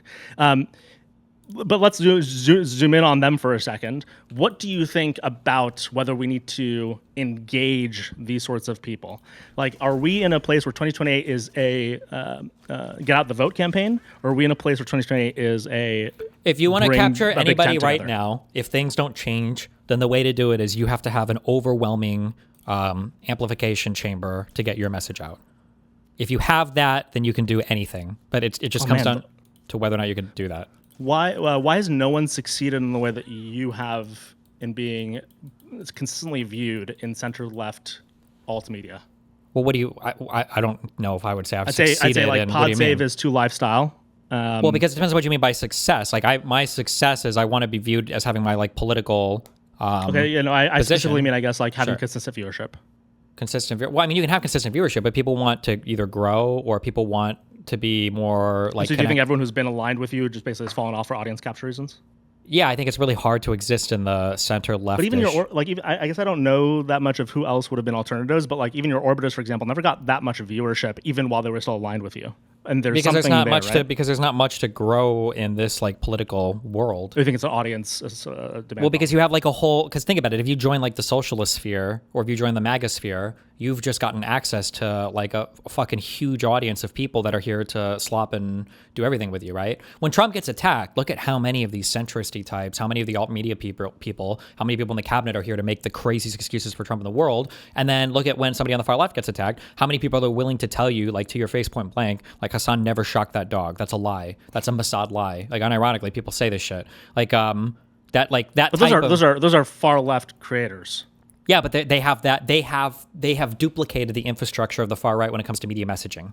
They decide on what the talking point is, and then all of them will amplify the talking point. And then once it hits the algorithms, that's what people are seeing and consuming. It's exactly the same. The way that they operate. All of the interviews that they do with each other is exactly the same. They're all PR tier interviews, the one that I just watched with Hassan. And then it's basically just a matter of like everybody on MAGA and everybody in the far left duping the center left dipshits into seeing if they can get favorable interviews with them because they don't know what type of interviews they're signing up for. Or drawing center left people into their shows to literally fucking mentally rape these people because they don't know what they're signed up for. Like the two examples I give obviously are Ted Cruz had no fucking idea what he was walking into with Tucker Carlson. Tucker. Yeah, and Slotkin had no idea what she was walking into with Breaking Points. But that's because the center leftists haven't identified. That was so emotional. Like I'm not sure if it was even effective. But let's zoom in for a second on Luigi. This is going to be interesting. Like, again, if you go on social media or if you're like in New York at a bar, if you go to let's call it the masses who are traditional Democrats, it's weird how much acceptance you get, and kind of like, again, some of it's a loss of feeling of agency or personal sympathy from a healthcare perspective, but like, do you think those people believe that strongly? And maybe what I'm really asking is like, I look at that and I go, I think most of those people, and again, it's like how long the conversation has to be, could be convinced that their position today is wrong and they shouldn't hold it, and they should hold some alternative, kind of well put together position that still addresses their issues. Theoretically, but you have to do a or do you lot think of... they're captured? No, I mean they're captured for sure, but it's possible to break them out of it. But not right now, not with the way that the media environment is. Because to start breaking somebody out of that, you would have to work through so many fundamental positions, like why is healthcare expensive? Like if you think that healthcare is expensive because there's just greedy people, or because people just want to watch you die or whatever else, then you're that person is gone. How are you going to convince a person otherwise? And then it's got to be a question of like, why don't some people have the healthcare that we would argue in the United States they deserve? And is every single story a good example of why healthcare is failing in the United States?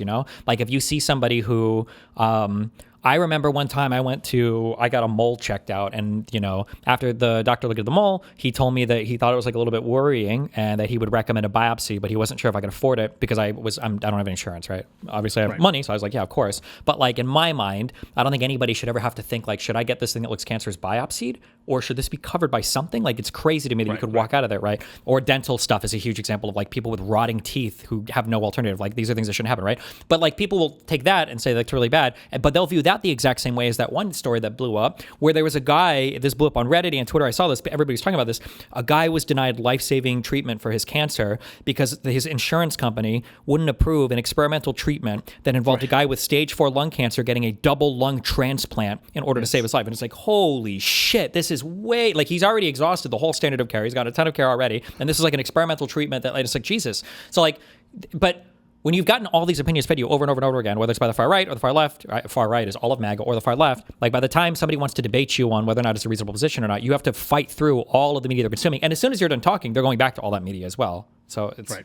Well, no, and on a personal basis, I've convinced friends by like talking about, okay, where have you been rejected in a claim if they have been, and they'll go to it, and I go like, oh, let's talk about why that rejection happened, and like usually it'll be something that is experimental or kind of off-label in a bad way, and I go like, do you think I should have to pay for your experiment, even if I think I want you to have that experiment? And it usually again gets them started thinking.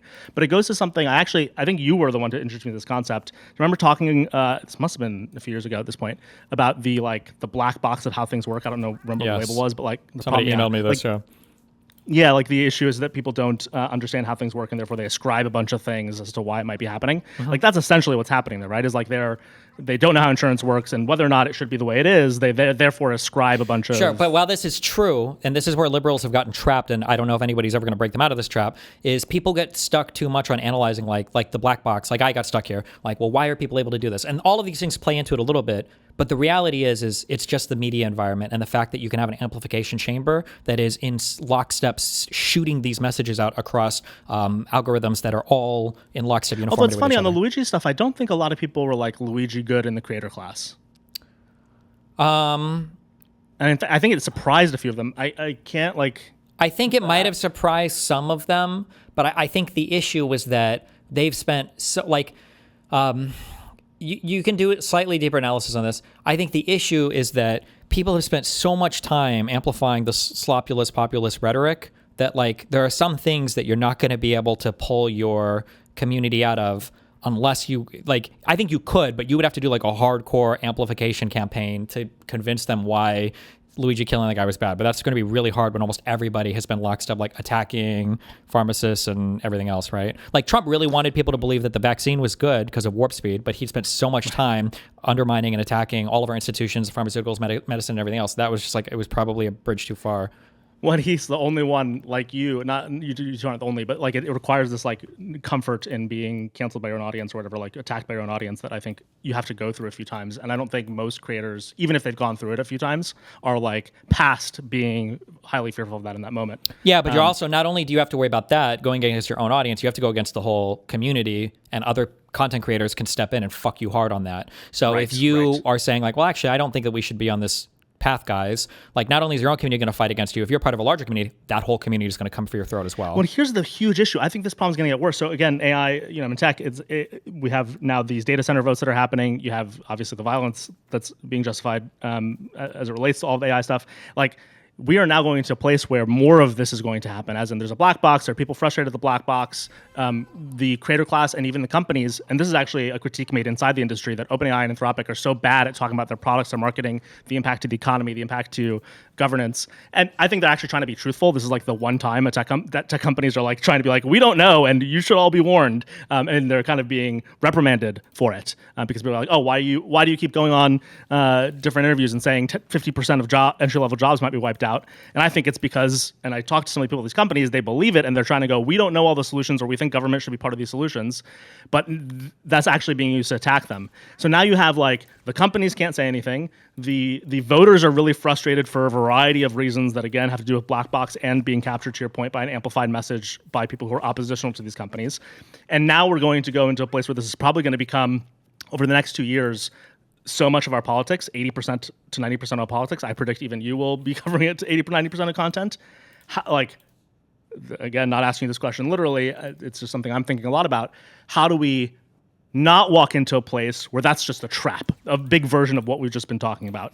Well, until something has changed about like how we do, like, this is why I was saying before, like, I think that it should be banned. I don't even know how you would do this, but like news stories shouldn't be able to be influenced by giving you an algorithmically generated timeline. Like, it just can't be that news stories shouldn't be able to be influenced by like being put in the algorithmic. Like, if I watch a house video on YouTube Shorts, it's going to feed me house video after house video, right? That's fine. It's media. Who cares, right? But if I look at a story that says that Trump has the largest dick in the world, I'm going to be fed a million stories about that. That's not okay when it comes to politics, because it's fucking people's brains up when it comes to how they view. We're never going to get that, though. What? Well, I know, but I'm saying that, like, without that, like, imagine if you went to like a biology class and the things that you learned about every day were the things that made you feel the most comfortable and the best about yourself. And even if that's not true, like you could never do, you can't do like, you can't teach people based on scientific. You can't teach people science based on popular opinion of what things should be for what like makes us feel the best. We'd all be flat earthers or whatever the fuck else. But that is what we're doing with our politics. But for some reason, we expect it to turn out differently. But it won't. It's not going. So there's this interesting adjacent conversation. Do you remember? I don't know how much you like actually interacted with him versus just one of his podcasts. Liron, the guy the Doom debates guy, Doom debates guy. Yeah. So he had Noah Smith on, and Noah like hates him because a lot of tech hates him. He's kind of annoying. And so Wait, Noah's a lot really of mean tech to hates him. Noah Smith or hates the guy. The guy. Oh, okay. And Noah Smith, but less. Okay. But the guy especially. And Noah kind of took out. He had this conversation where Liron kept like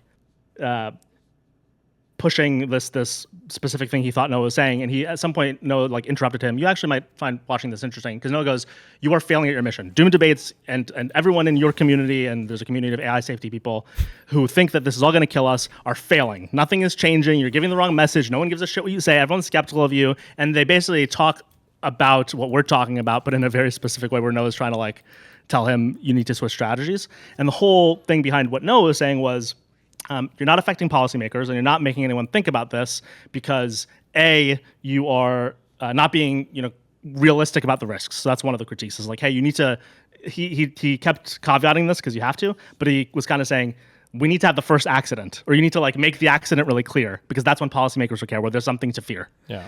So that was interesting to me as an adjacency. And then the second thing he was saying is like, you guys keep saying this thing around safety and doom, but all your alternatives are like pause AI. So pause AI development is one of the kind of broader initiatives, or stop it, or other versions that are seem to be unrealistic either literally or because of geopolitics.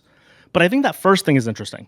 And I don't like this, but like Noah's essentially saying fear-based marketing needs to be your approach. If you actually think this is going to kill people, you're currently having a bunch of people who will like have milquetoast conversations with you about their percentage, their PDOOM, but you're not otherwise motivating anyone to action because a billion people can come here, and Noah had been on his podcast before and had actually moved his PDOOM since and said, you're still not getting anything to change. I've changed my PDOOM, you've educated a bunch of people, maybe whatever, but nothing's changing.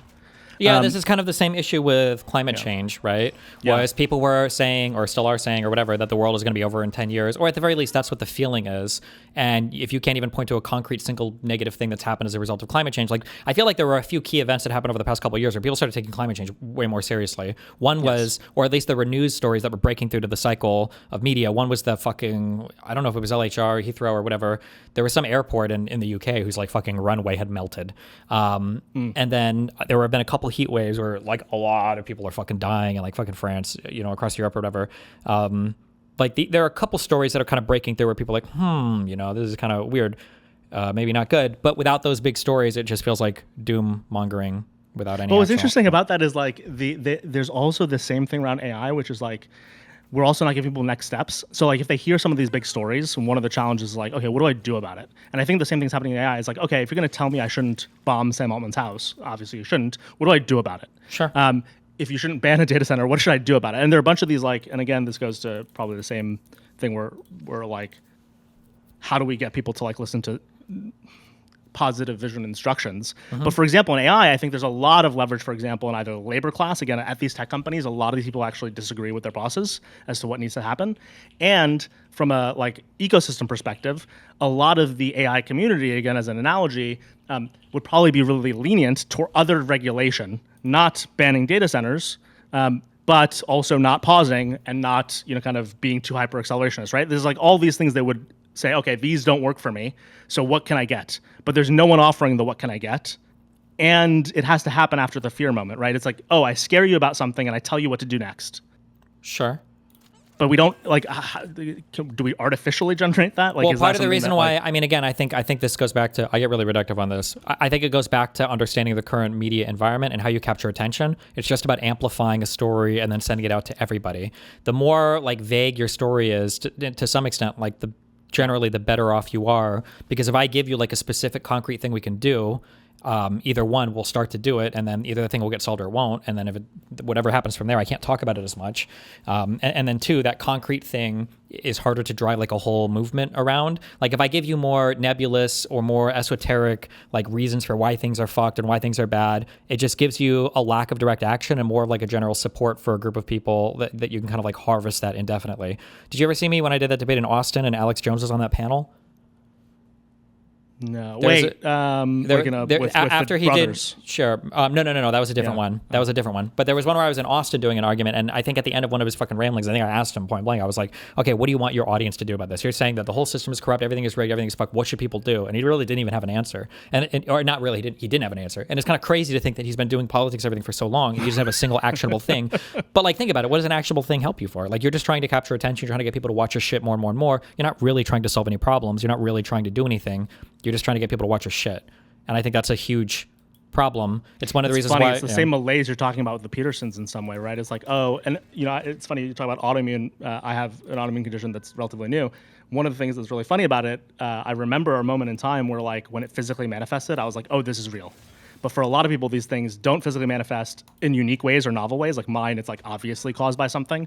Versus, to your point, it's like an amorphous thing where I can begin to blame all of my problems on it, right? It's like, oh, if I think this is happening to me, suddenly my depression, my inability to do my job, my brain fog, whatever else these people might have, and that they've heard this thing once, everything can be ascribed. And to your point, I think that's exactly what happens in a lot of these political arenas. It's like, okay, you need the thing to be amorphous because you want everyone's problems to map onto it, because then your message gets amplified. Whatever they experience in their personal life, they get fired the next day. They suddenly blame it on corporations because you've given corporations this very amorphous, unspecific, kind of targeted surface area. Yeah.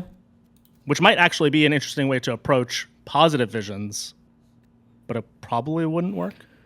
I mean, theoretically, you could lie to people or play this game to get them to move in a certain direction, yeah. But I mean, one of my underlying arguments, I don't know how true this is, but is that the only reason why the system has been able to carry on like that is because Democrats haven't done this. So Right. Republicans have the done what? Either positive or a negative amorphous? That they have tried to deal with concrete problems. That Republicans have this luxury of being able to come in and fuck shit up and not really govern 100%. For real, but Democrats kind of have to bring the country back from the brink. Otherwise, we would just be fucked. Like if we had a Trump-like leader between both Trump terms, like I don't even know if Trump would have had a country to come back to. But because Biden set so much stuff on the right path, Trump was able to come in and now like stir a whole bunch of shit up and do a bunch of crazy shit.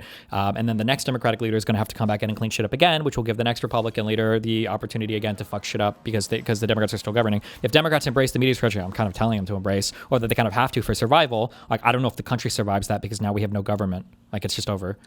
100%. Well, and this goes to where I think a lot of the arguments that I see in like the captured sphere of things, I go like, okay, like what do we want in the next 10 years, not just the next 4 years? I think a lot of people think about, okay, the post-Trump era as being, okay, yes, we can roll back some of the things, we can take down the signs if we win power, but ultimately it's an argument as to what you want to have happen over the next 10 to 15 years in your life and in everyone else's life. B, they think in these timelines. And so again, I think like tech right, for example, is something we should be more scared of than MAGA right now, since Trump is going to hopefully be done. And they think in these timelines where as long as they keep their amorphous coalition together with their amorphous set of ideas, they will return to the same initiatives when they're back in power. Whereas, to your point, we won't. We will be on a new concrete thing we need to do to either reverse what they did, or it'll just be a new pet issue we have, and we'll like celebrate about that. And sometimes that's good because sometimes that gets us incremental progress, which is obviously good.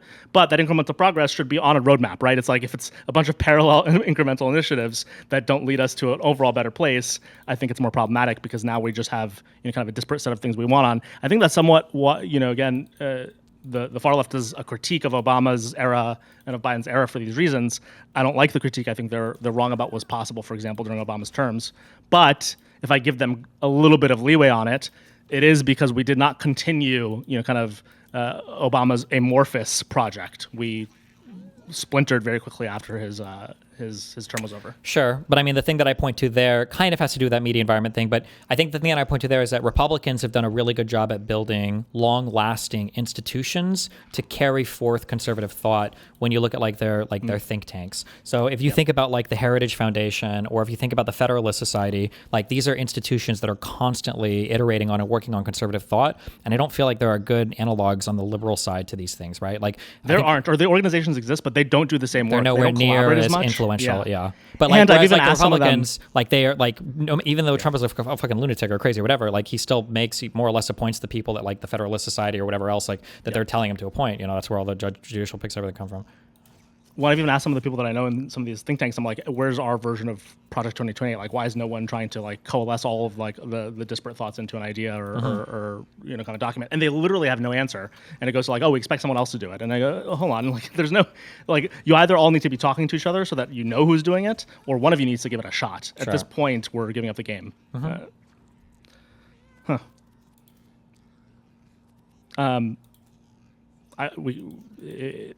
Very quickly on the California thing, we can talk about it later if you want, but like this is one of the reasons I'm also against this other candidate, that it's getting a lot of tech prowess and funding behind his campaign. Are you familiar with the current state of the primary beyond Swalwell? No. So there's the true Republicans, but then it's Steyer's really, you know, kind of taking the lead. Mahan is the mayor of San Diego, and he's well liked in San Diego. Did a good job probably as a mayor, but he's very, let's call it traditional Democrat, who has said absolutely or next to nothing. His team has argued with me on this about Trump during his term, and even now as he's like running in the primary as a Democrat.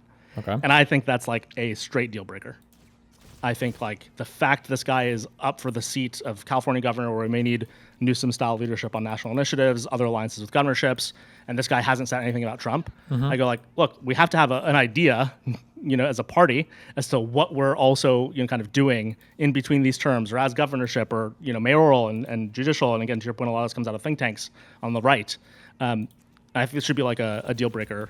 I assume you agree, but this is what I want to talk to you about at California. Like, if this guy gains traction, would you also be like, that's a zero in California? The guy the Democratic candidate has to be anti-Trump, be willing to say out loud that he'd do what Newsom did with the gerrymandering, be willing to like fight tooth and nail with other governors during Trump's term? Or are you okay with a technocrat who calls himself a Democrat, is liberal on social issues, by the way, is funded by some of the people who fund the tech right? Like, do you find that potentially It acceptable? would be or based on what hard. I've told I you? would have to look so much into this to know what it means to be anti-Trump and what it means to be funded by like these weirdo tech right people. It's hard to give like a concrete without digging into it a bit, I guess. Yeah. Can I come this week and talk about it?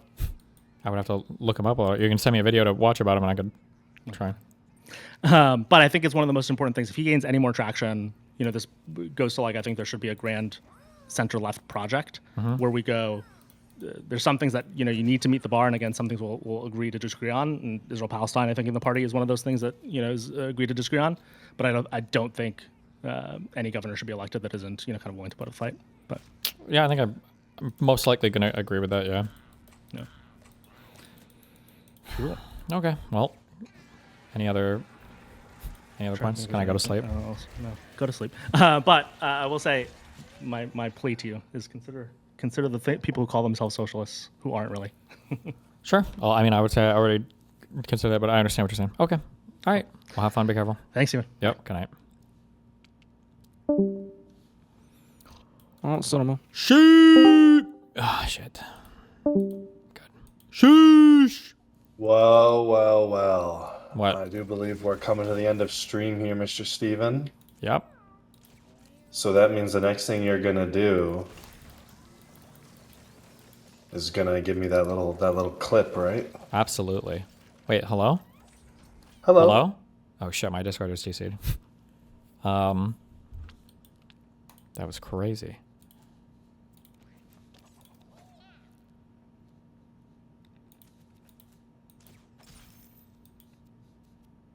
Oh, we'll do our dailies.